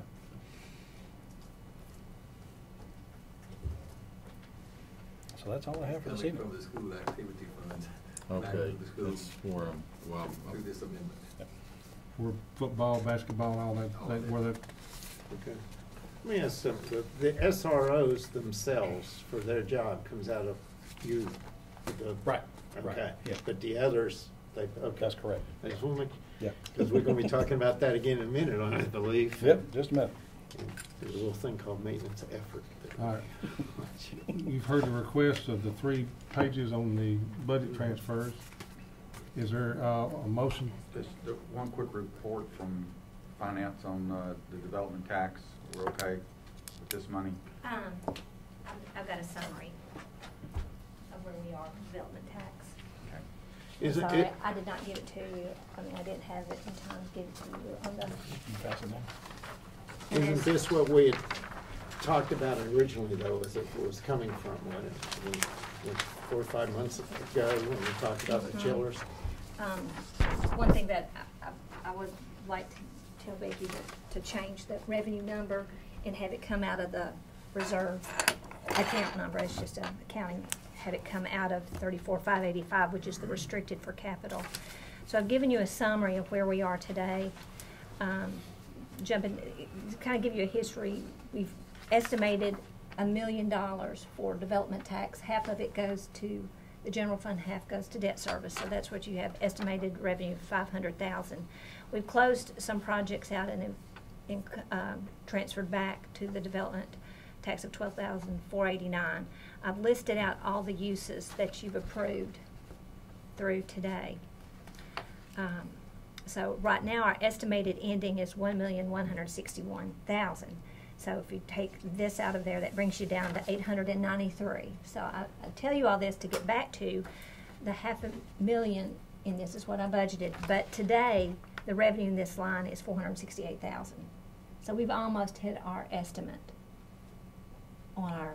We still got a few months to go. Right, Basically, right. We've got building's picking up. So. Right, you guys have February, March, April, May, June. You've got 5 more months yet of revenue to go. So this $893,000 projected ending balance may be a little higher, depending on what we do for the rest of the year. Looks like single-family dwellings permits are up, and if they continue to go up, then that would definitely be higher. Right, Okay. right, it would. There's been a lot of apartments too, and a fair amount of apartments. So the change, and this is my fault, I told them the revenue number. It really needs to come out of the, as far as the budgeting purpose, we need to take it out of 101-34585, which is restricted for capital. It's the fund balance restricted for capital. We'll fix that. On our. So that just kind of gives you where we are. Well, I don't see that we got a whole lot of choice, but to fix these, I'm gonna go ahead and make a motion for us. I've been talking about fund balance. Can you do that later? Can I give you the other option? If you've got well, I mean, we can, when we get to budget with it, I mean, we can look at the financing, but Okay. as far as whether we're gonna do this or not, is what I'm talking about. Oh, But okay. Okay. Yeah, we can do it. We recommend that we do it. I mean, go ahead and give us your other option then, that's fine. It might become better later. I mean, it's you've had the discussion now. What I just showed you is the development tax, but the flip side is fund balance. You know, and where do we look at today? Because it would impact this discussion and then your next discussion. So you're saying you might want to. And I mean, I still would at this point state development tax. But I'm talking the other one later. One ways we can use is the fund balance if we need to, right? Well, we've got a lot more to say about not using that fund balance. Yeah. Especially when you start this next discussion about the SROs, so Well, I'll go ahead she's and. got some summary data there for you when you get to that discussion. I'll go ahead and make a motion to approve these requests. Send it forwarded to budget. All right, we got a motion and a second. No discussion. We're gonna replace the worst one first, and when it's replaced, do the other one, right? Okay. I'm assuming, I know, what we're doing both at one time? We're gonna shut the one that's actually down now will be replaced first. Yeah. And We then do have one that's it'll down. keep us semi-going until What- they get it, both of them If swapped you out. shut both of them down at one time, they're gonna be operating. Can't shut both of them down at one time, no, they're gonna replace one, then the other. What other major issues with that building as far as critical pieces of equipment, boilers, chillers, water heaters? The only other thing next is the roof. That's pretty much as far as critical day-to-day operations. Then everything, that building should be, hopefully for another 15 years. If we can get another, because this equipment lasted that long, hopefully this newer equipment will last just Plus, as long it's a lot as more the energy future. efficient and everything too, so that should help offset some of the costs. And we've tried grants. I know the mayor's wrote grants, and we've not necessarily been successful on Well, some one's of this being stuff. sent in today, what, Tomorrow. Friday? I think he's bringing it tomorrow. Yeah. Tomorrow, Yeah. okay. So I just want the public to know that we're spending a lot of money, but it's been 15 years, plus we've tried other Right. avenues to get this stuff done. Just look at it as the heating unit on your house. It's roughly in about 15 years. It's many more is when you can count on them getting ready to go. Except this is a lot more expensive. It's a bigger house. Yeah. House and person home. Well, it's kind of interesting to look at the like if you've got a 10-year-old car and you look at the coolant going through the engine and where all that stuff starts to cake up all the lime and scale. This whole system's filled with that stuff, and it's just there's only so much you can do, and after time, all that builds up, and it's just going to have to be replaced, unfortunately. All right, we got a motion and a second on the floor, and we've had the discussion and call the roll. Commissioner P? Yes. Commissioner Phillips? Aye. Commissioner Schaefer? Yes. Commissioner Stevens? Yes. Commissioner Young? Yes. Commissioner Farley? Yes. All right. And I've got a report.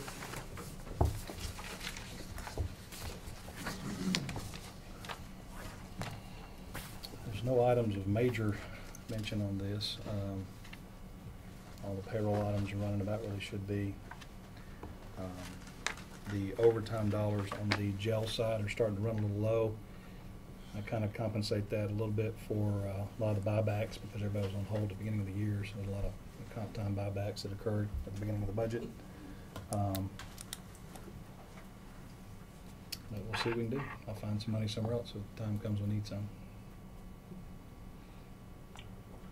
I think we're going to be okay on gasoline. That's starting to run a little close as well, but I think we'll be okay on that.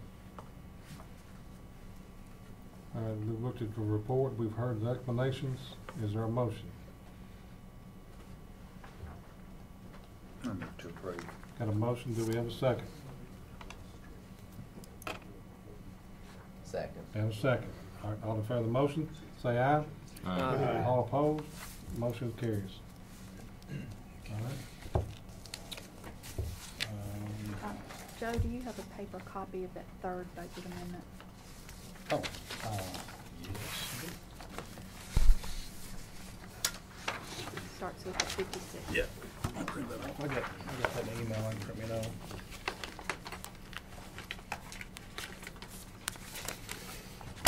Okay. Last item I got is just the commendation letters for this month. These are hard copies for you guys. Yours should be in your pack. There you go. And that's all I have for you this evening. Chief Garrett, you want to come up? And you want to come up? I'll get out of the way. Thank you for your time.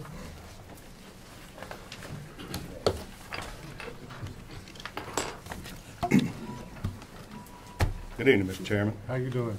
Commissioners, I'm doing well. At a previous meeting of the Public Safety Committee, you requested the sheriff to provide a cost analysis report on the funding of 11 SROs. Currently, we have our elementary schools share an SRO, and this will fully fund an SRO in each of our elementary schools. So I brought along Chief Gammon, Major O'Gwen, and Captain Hendrickson. After you have an opportunity to review that report, if you have any questions, they're here to answer them for you. Well, Sheriff has contacted me. He's unable to be here tonight. He's out of town. So.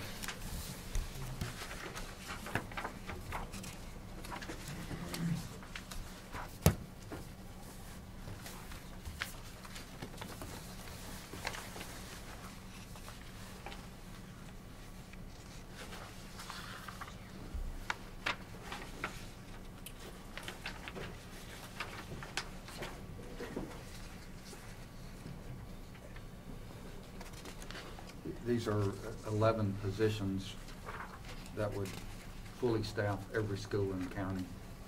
Yes. Fully staff every school in the county. Can someone just kind of quickly run through where those 11 would go.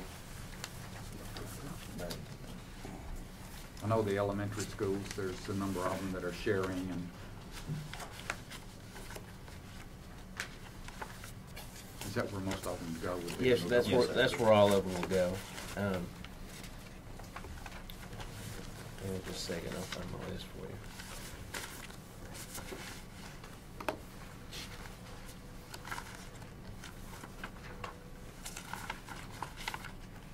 There was a little report made at the Health and Ed meeting last week. It was pretty complimentary of not only our Sheriff's Department and our SRO program, but also the security measures that are already existing in each one of our schools that a lot of county schools don't have. And those county schools are going to be kind of behind the 8 ball. They've got a lot of work to do, and we're talking about a little work to do as additional personnel to secure our schools a little bit more. But they were real complimentary, and the committee was as well, of not only the SRO system, but also the security systems that are already in place, making it a little bit more difficult for an intruder to have access to those schools. We've had really good cooperation with the school board too on that, and I appreciate you saying that. We worked hard for that. Good job. Would you want to? I can run down the list for you real quick. I'd just like to for folks out there to hear that, where those guys would go. The schools that are currently sharing an SRO, Browns Chapel, Blackman Elementary School, Campus School, Stewartsboro and Stewart Creek Elementary, Barfield Elementary, Rockville Elementary, Smyrna Primary, Smyrna Elementary, Walter Hill and Wilson, Cedar Grove, Rock Springs Elementary, John Coleman and Laverne Lake, Kittrell and Las Casas, Thurman Francis and David Jury, Buchanan Elementary and Christiana Elementary, Roy Waldron, Laverne Primary. Those are the ones right now that we're splitting up. The first 4 that I mentioned are staffed by supervisors, and the reason we gave them only one school is so they can go out and supervise their guys when they have to leave. If their guys go to court, that supervisor tries to cover their school. So that's why they've only got one. The rest of them, the other 10 that share, are just regular deputies with no rank, and they split those 2 schools. Thank you. Yes, sir. One thing, if y'all don't mind me jumping in there, I think we just need to make the decision, first of all, so the budget can look at it and decide, are we going to do this or are we not? You know, when we're going to do it's another question, but first of all, I think it's something we need to do, and I'm going to make a motion that we do this. I'm not saying when and how much money we're actually going to spend here, but I just want it to come out of this committee that I'm in favor of it, and hopefully the rest of you are. So to budget and to the full commission that we will do this, you know, whether it's in the next budget year, wherever we can figure out what money we've got. So I'll make a motion that we forward to budget and then to the full commission, if it passes budget, that we do hire enough SROs to fully staff these schools. We got a motion on the floor. Do we have a second? Let me just ask the bottom line again. Do we have a second? I'll second. Okay, I've got a second. Okay, I'm sorry. Go right ahead. The bottom line, I think you've given us a couple of figures. One would be from now till the end of the year, and then one starting at the first of next fiscal year. Is that correct? Yes, sir. What would they be? The bottom line number, and again, we want to stress that this is a cost estimate. What we've done is we've based it off of salary and benefits, and we base that off of 5 years experience.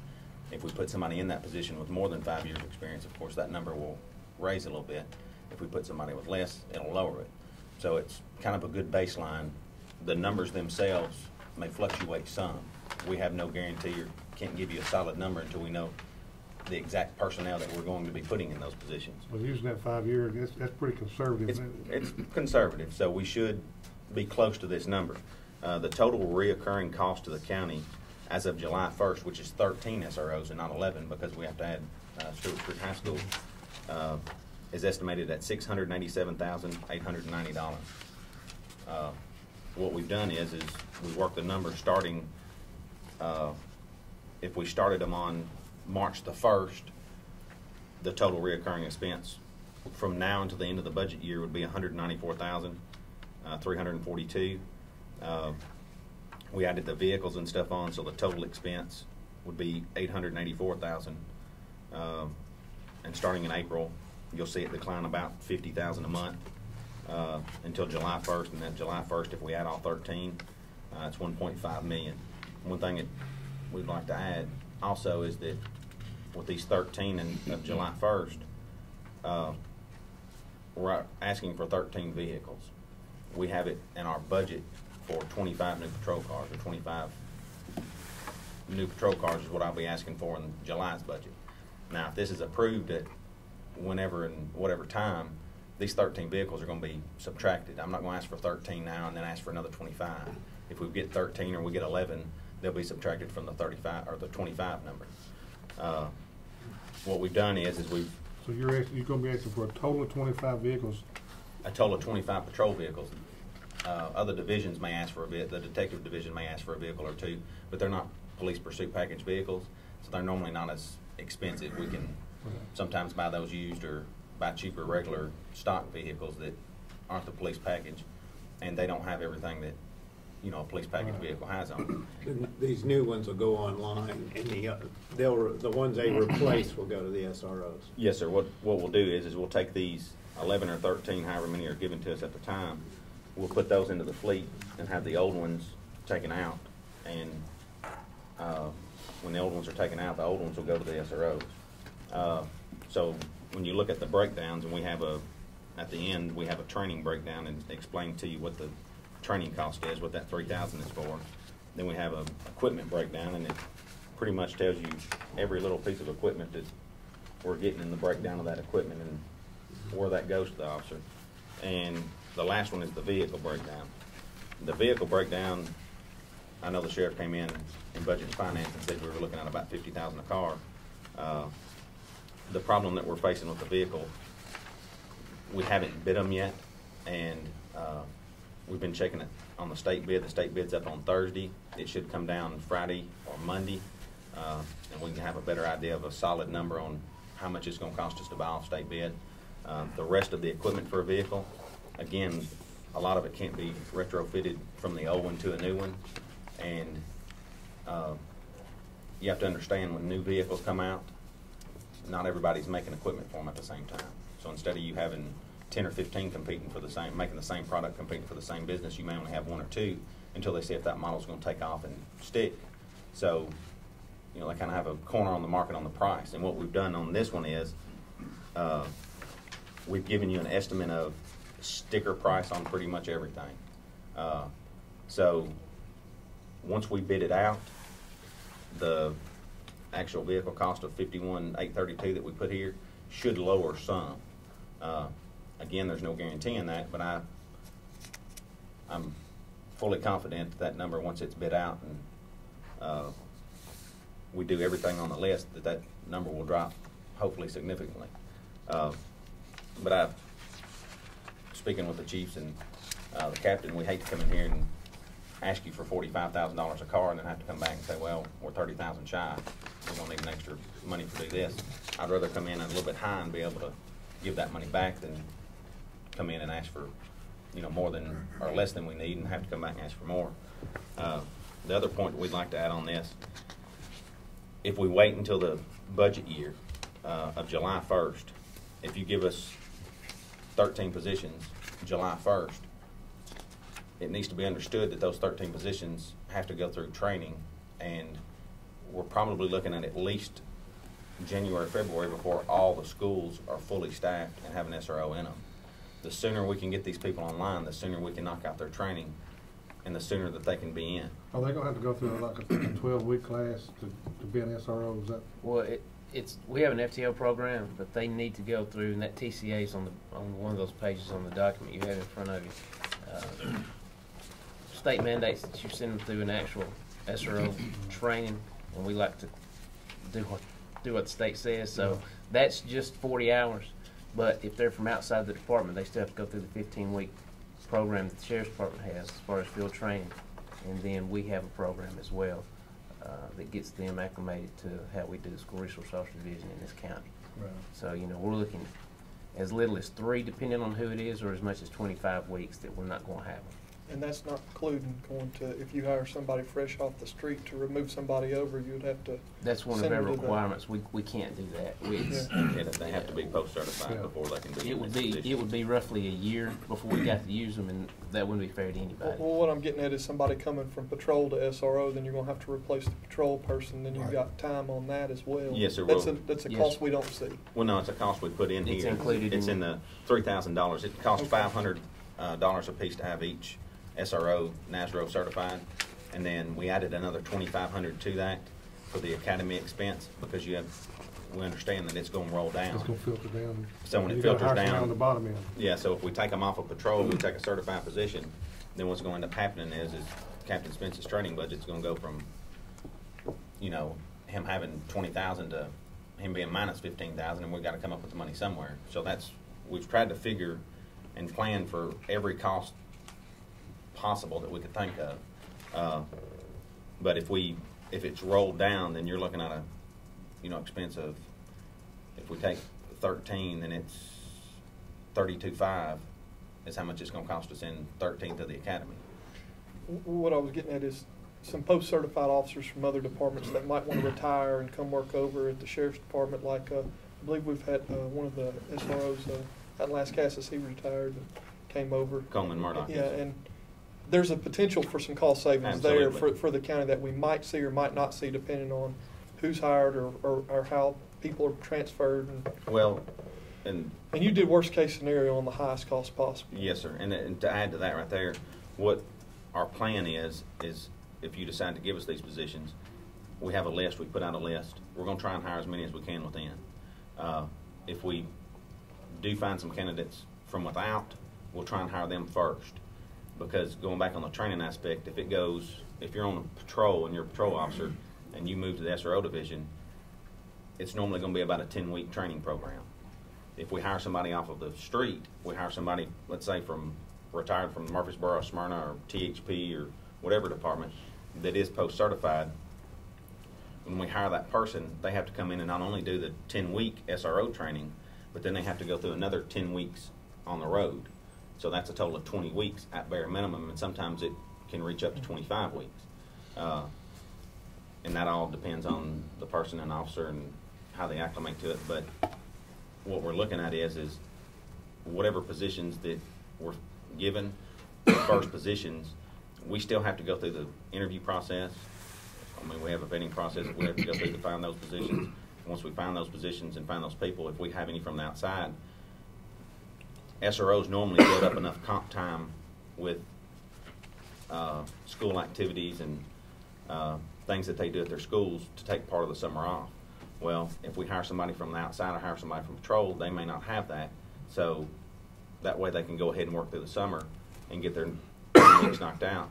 Come August, everybody's in a school. What's the latest start date to make sure we've got SROs in school for the upcoming August for the 2013 school year? What's the March, April? I mean, what's ideal to make it happen? Ideal to make it happen would be March 1st. March 1st. But you've got to figure too, you know, this is kind of sprung on us. We're, as far as the vehicles go, Sergeant Mike Bailey's over our vehicles and maintenance.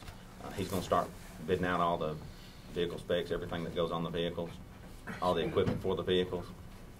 That's going to be a 30-day process. It's going to take us at least 30 days to go through an interview process and figure out who we're going to hire. So we're going to go ahead and start that process so we know who we want if this does come up. But if the money's approved on March the 1st, I'll be honest with you right now, we'd be able to start a few on March the 1st, and I think we've got maybe 4 that we may be able to, in a couple weeks, they're in schools. Those would be the first ones, and then right after those, people that's applied for that would be the ones that, if we hired any from an outside agency or something like that. But to be honest with you, a start date of March the 1st. The only other thing that we can possibly do to help out with this is it's 194,342 from now until the end of the budget year. We've also looked at possibly if, on March the 1st, if we could maybe get 7 positions, half of those 13 positions, go ahead and start them then, and then July 1st, pick up the other 6 positions. With that, we may be able to have, as long as we can get the money the 1st of July, not having to wait until the end of July, 1st of August, we may be able to have most of them trained and in school, but ideally it's going to be March the 1st. From a staffing issue, would it not be best to actually go half and half? Because as far as the training, you, like I said, you're going to be able to get some people that's already ready to go hit the ground running, and you're going to have some that's going to have to go through the process. Absolutely, and there will be a staggering process to that. So when you look at this number and you look at 194,000, there will be, it'll be less than that because there'll be a staggering process to it. We can't take 13 positions out of patrol, right, and still survive on patrol. That's because why I then said citizens are going to suffer. It's a staffing issue. But we have people that have applied from all over the department and all different divisions from the department. So, it's not like we're going to pull off from one resource. But it will be staggered somewhat. We'll start as many as we can, as quick as we can. But this number, like I say, is an estimate, and it's not going to be that high of a number. But the end result number of 687,000 is going to be right around. I mean, that's going to be the total recurring cost every year. We can't change that one. Let me ask 3 questions. Yes, sir. One, right now, there's 35 SROs and 7 staff positions, correct? 4 of those are supervisors that are working in a school. Yes, okay. The second question is I heard on back when we first talked about it here, it was all over every newscast you looked at around the mid-state. But I heard somebody from Wilson County say that for them, till the end of the school year, would cost for 7 SROs $164,000. Now, I don't see how, but are they just blowing smoke when they say that, or they just didn't look at it, or? Well, I'll be honest with you. Here's how we got to this number right here. Mm-hmm. We took the base, a pay grade 6 with 5 years experience is $52,430, which was a benefit package and everything, total cost. We took that number, divided it by 12. It came up to be $43.90, somewhere around in there. Times that times 11, or 10 actually, came up with the 40. Hold on a second. Came up with the 43,690. Took that, and if we start on March the 4th, we just times 4 because that's 4 months until the end of the budget year, and that's how we came up with, as of March the 1st, it's going to cost $194,342, including the 1 supervisor's position. So, their benefit package may cost more, ours may cost less. They may pay more. That's. I'm sure they didn't have vehicles or anything. They're on a different pay plan than we are. Wilson starts out at 100 pay, balances out down the years of service. It's a different system. The third question is June and July. What do the SROs do during those 2 months? During June and July, just like I explained before, most of the SROs during school activity, part of the agreement, I guess you could say, we have with them, is an agreement with the SROs when they do school activities, the teaching. Captain, go ahead and start naming any after-school activity that they do, as far as clubs, archery program, anything that they use to break that barrier down between law enforcement and children, we don't pay them for money-wise. We do pay them in comp time, and that's why we look awful on paper to you guys. It's when you see all that comp time and the potential that you might have to pay, if somebody requests their comp time back. But when they burn that comp time in the summer, we try to zero them out come August so they can have that extra time to do those programs. I see what you're saying. I was just wondering. And then they come in. Well, a lot of times what they do is, too, if we're short on patrol, we can always ask the SROs, hey, does anybody want to come in and work an extra week here? Filling in those positions. Not only that, we try to be in school when school's in session. So in service or whatever we try to schedule, we try to do that during the summertime as well. Just like For example, this spring break, we've got 20 officers going to an in-service that we're putting on the sheriff's department at no cost other than, paying them to be there. It's no extra in-service money going out. But schools are out, and that's a perfect time to go ahead and get them their post-qualification, that 40-hour in-service. We're going to knock that out during spring break, so the summertime, we use that as well. Okay. Well, I'm ready. Just kind of one other thing, Commissioner P. last month or month before, one or the other, was emotional when it came to this is something that we really need to look at, and I think the rest of us in government share that emotion quite a bit. I think the only question in my mind is when to start it. Would it be? I know there's reasons to maybe want to start it a little bit early, but if this thing were approved and we were targeted and ready to go the first of the summer, couldn't you go ahead with all of your planning and everything, all of your bidding and all that kind of stuff if you know that we're doing that? We're starting that this month. Well, I say this month, February, the 1st of February. We're going to have all that process hopefully completed by the end of February, 1st of March somewhere. So if it does happen that you decide to go ahead and start them, we'll already be ahead of the ball on that. From a staffing issue, my thought is that if we split them, and half of them on March 1st and the other half July 1, it's going to save from having boots on the ground and patrol. A lot of them will be coming out of patrol. It's going to save on your staffing when it comes time for you to put people out there somewhere to patrol these districts. Oh, absolutely. Because if we sit here and we go and we take, let's say we take 10 out of patrol. If we take all those 10 out of patrol and start July 1, between vacation, sick time, you name it, it's going to deplete the patrol division to a point where, because it's got to be staggered. Yeah, well, they also said that you're not going to take them all from one area. We won't take them all from. I mean, we can't take them all from one area at one time. So you don't know who's going to. I mean, we've already put out the letter. We've got 28 that's applied. Is that right? Oh, you've already had people apply already? Yes, sir. Yeah, we've already had 28. Well, I mean, we put out the letter of interest to see who I was interested in. I think there's 28 from inside the department. 24 from inside the department, and I think another 4 from outside right now. But we haven't. That's just word of mouth. We've not released it as far as. I guess we're going to release it tonight on TV. We hadn't released it out like that yet. It was just we just want to see how much in-house that we had, just so we could plan the logistics on training. Yeah, Mayor Hughes. I think the motion on the floor is to sort of endorse the concept. What does it say, Becky? I want to hear that. My motion is forward to the Budget Committee and then the Commission, if passed, to hire enough SROs to fully staff all schools. So that's okay, what I want to say, and I think Lisa will help me say this. This is much, much bigger than just hiring SROs. You just got a report from Lisa about the fund balance on the restricted capital.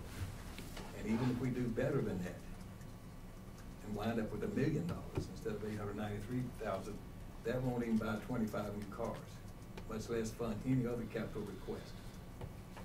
So I'm just trying to give you a little bit of a dose of reality. She's also got some things here that will reflect the general fund. And we just got through with talking to 2 rating agencies. We're going to refund some bonds. We're going to save substantial dollars in our debt service fund. And the thing that they keep repeating, one of our basic weaknesses is continued appropriation of a fund balance in annual budgets. And the last thing they say, what could make the rating go down? Decrease in general fund balance and deterioration of overall financial position. Folks, and the other thing they say is a deterioration of the tax base.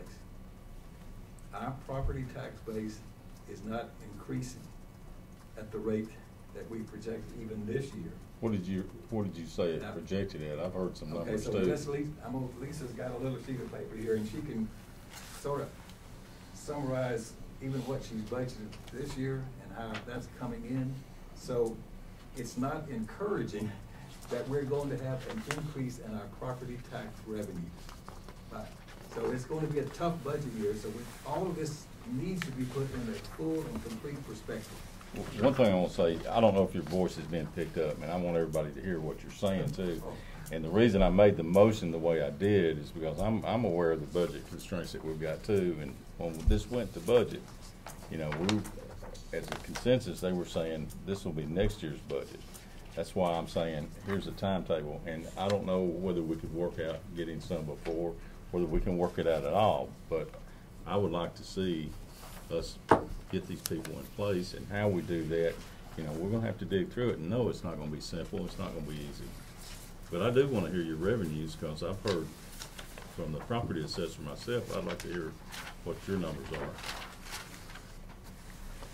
On my revenues on property tax. Yes, I think Okay. that's what he was talking about. And I'm going to speak to current levy, just current levy. I usually take the assessed value about April, what the assessments are. I will say when my measurement check in December, the revenues that we've received for the current levy is higher than what I projected. So that makes me say, yay. But when I see the assessment, the assessed value for 2012, what the assessor has now, and so this is the assessed value for 2012. And what my basis for projection is, the number today is $11 million less than what I used to project on. Why is that? Some of it would be assess your value at one, you fuss about it and it gets reduced. And that occurs after the assessed value is what I'm using. You know, we're using the assessed value as of March, but there's a process that goes through with people complaining about, and Commissioner Schaefer could probably tell you about that. But I've never had that happen yet, to where the assessed value came in lower than what I budgeted. Now there is an offset, and I explained to the mayor, my next measurement date is at the end of March. The end of March, I'll know what property, the assessed value of public utilities. Now I'm estimating, like right now, it'll be April. I'm not going to know for sure what that number is until March, on whether I hit it or not. So hopefully that's going to come in better, and it's going to offset, and everything is going to be lovely. Lisa, I don't recall your number or your estimate. I know I've seen it, but is your estimate, how much more is your estimate than what the actual numbers were for last fiscal year, or the last assessments? Is it more? Yes. Okay, how much more? My estimate, let me say, rephrase. So what is my budgeted estimate for property tax levy over last year? Yes. Is 0.9. Okay. 0.9% increase. At the end of December, I was like 1.6 measurement. So that's what I'm saying. Right now, I'm better. Okay. Well, one thing I want to say before we go any further, when we have budget and we're discussing this, I want the property assessor there with those numbers.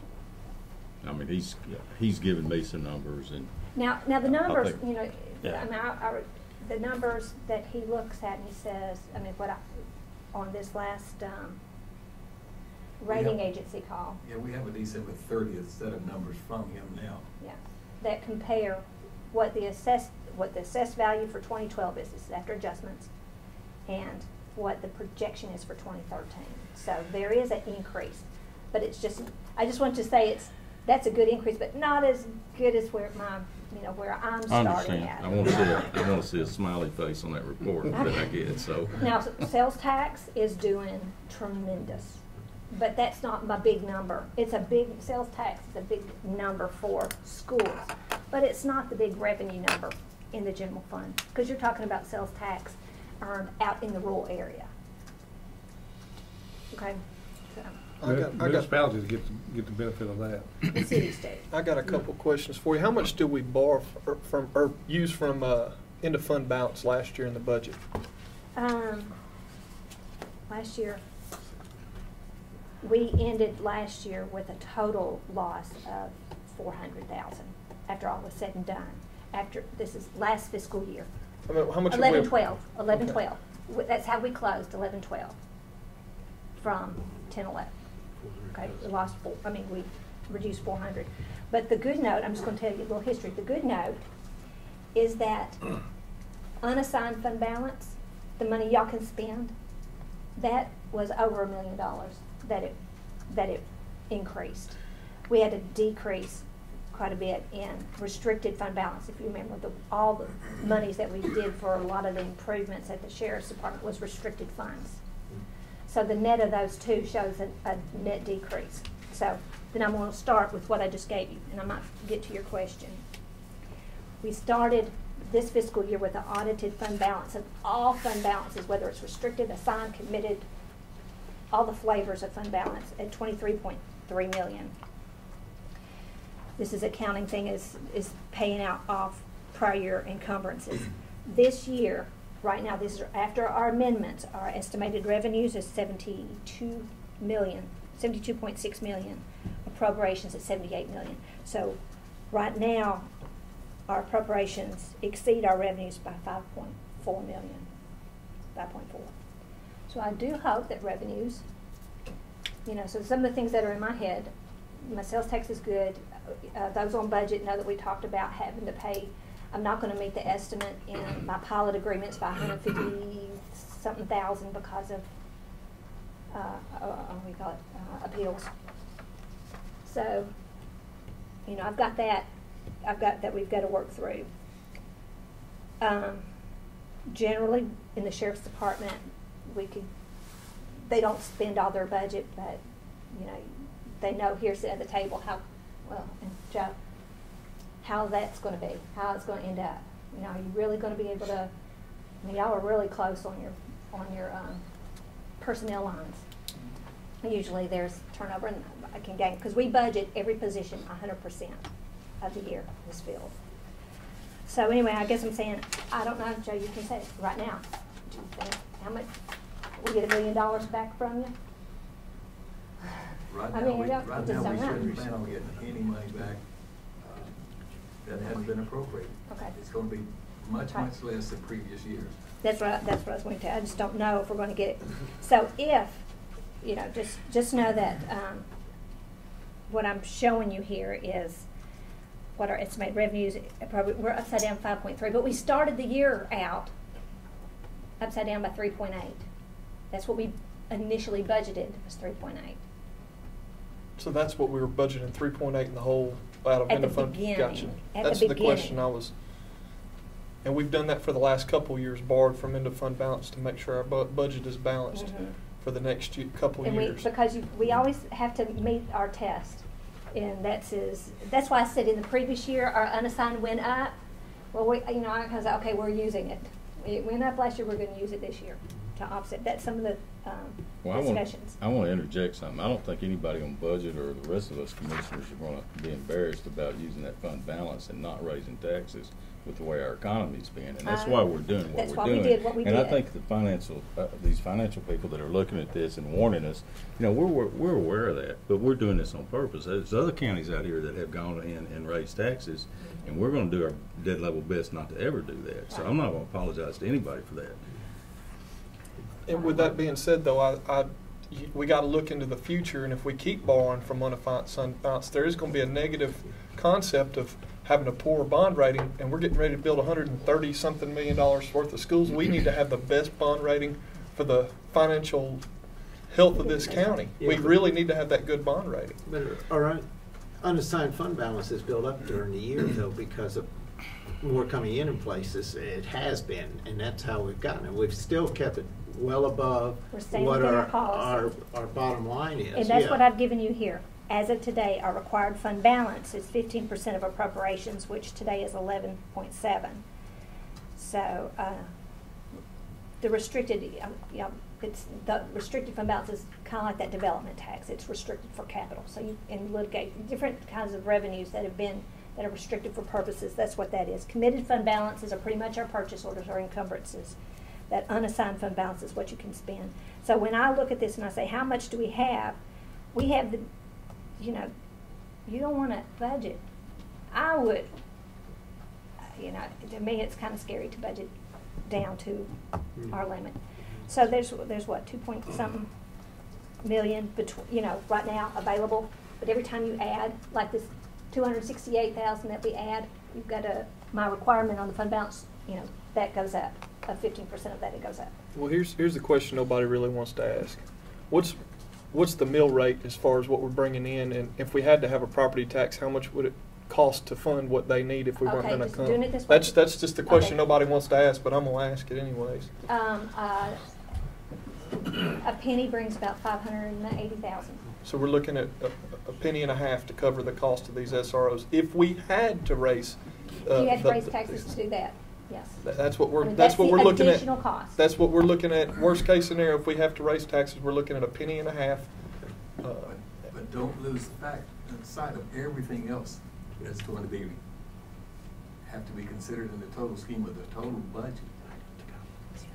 So, and I guess to summarize this a little bit, Lisa and I don't have enough information. It's going to be another 30 to 60 days before we have real good numbers to tell you how much the property tax increase may have to be to accommodate this and everything else that you may choose to do. Again, I want to repeat, that's why I made the motion the way I did, so we could look at this, get it to budget, and get an okay by the full commission. Do we want you to put that much work into something we're not going to do? I mean, I want a commitment, we're going to do it, even if it does mean a tax increase, and personally, We need it to be able could. to tell you what the tax increase may be. Exactly. We're not quite in that position. I mean, we really don't have enough data, quite truthfully, to give it to you today. And the other thing, what you brought up earlier, and I just remember some stuff I was working on, to give you a quick answer to the very question with the ambulance. The cost of one day to pay back everybody in annual leave, one day, is $303,000 we'd have to add to the budgets. That's just paying, you know, whatever anybody earns for 1 month. I want to clarify of payback, something. I was asked for us to look at it, and that's Okay. what I'm asking for us to look at it. Not saying that we're going to do it or not. I had some county employees to ask me this, and I told them that I would send it on through the process to be looked at. Okay, I guess that's what, you know, when we're That's what I'm asking. when we're sitting doing budgets, I mean, this is something that, you know. We're talking about doing budget, we're talking about step increases, we're talking about all of this has to come together in a total comprehensive kind of way for us to really have arms around it, and we're not even started. We hadn't had the first budget meeting yet, not one. How many open positions are there that are being advertised for hire right now? Gosh, not many. I mean, I don't know how many y'all have open. I mean, if there's any department, it might be ours, and do you have any open? We'll have some. Maybe in detention.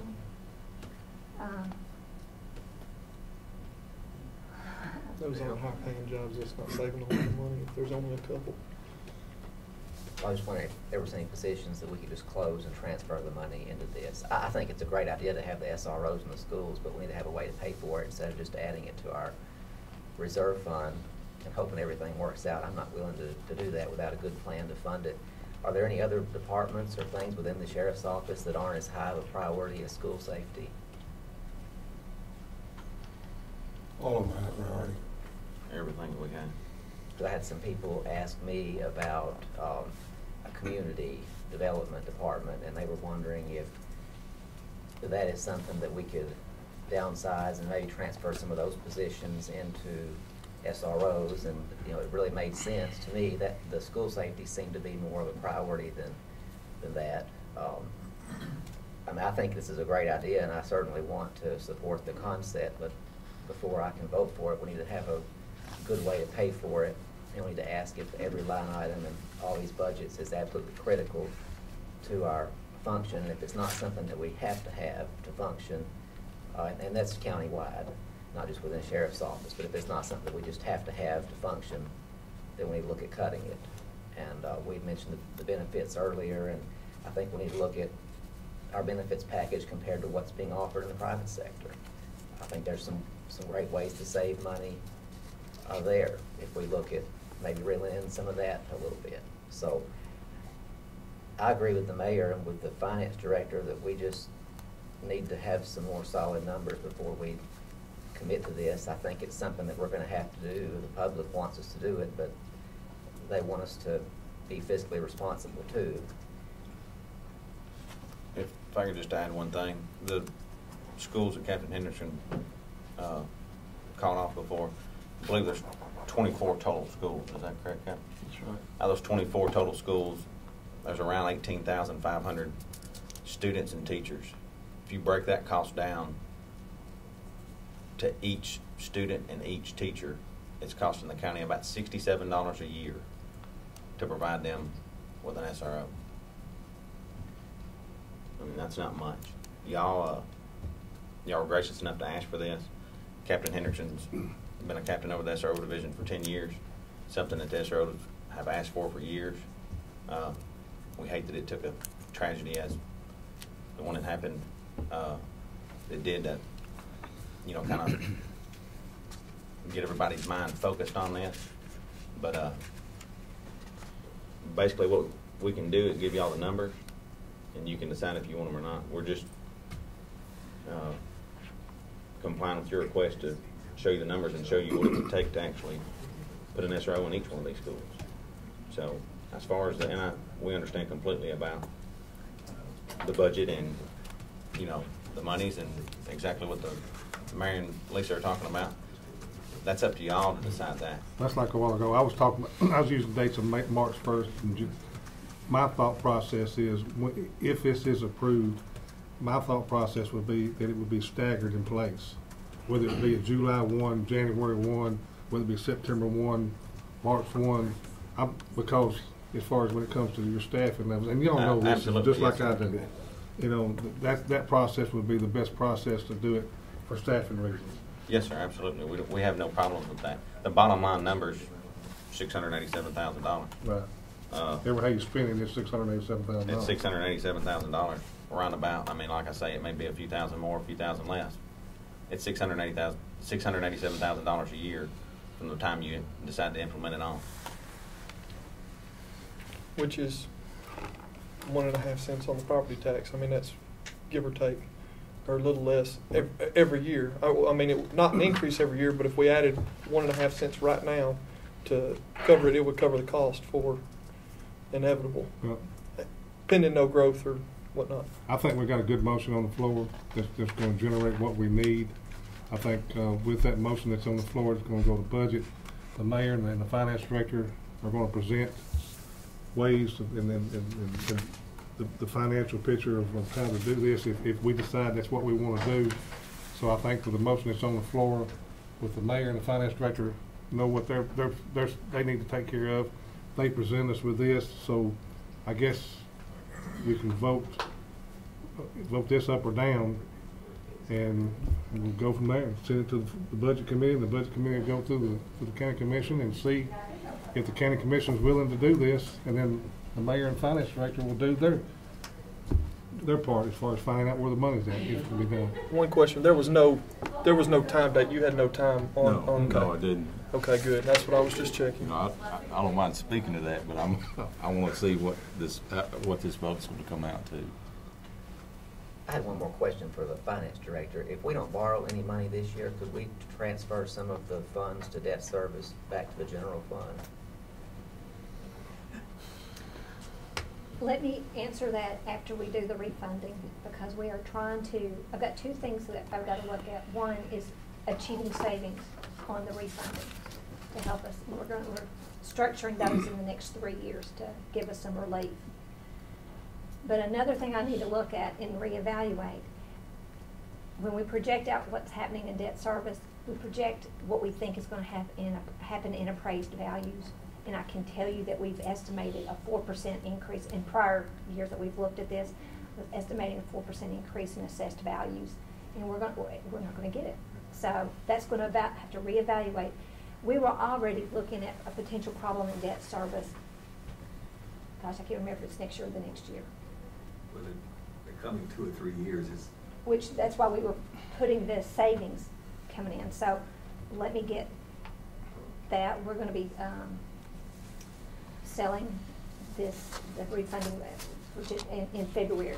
So sometime in February, we'll know what kind of savings we're gonna achieve, and then I'll rerun the numbers and see if it makes sense to transfer money out.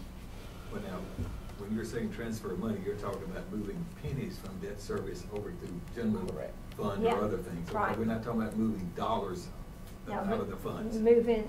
Right, instead of paying moving principal and pennies. interest, you can move that money back into the general fund to use for sheriff's office or whatever other expenses. But that would be if we didn't borrow any more money. There was talk about building a new $60 million courthouse, and if we do that, we certainly won't have any freed up money. Oh, right.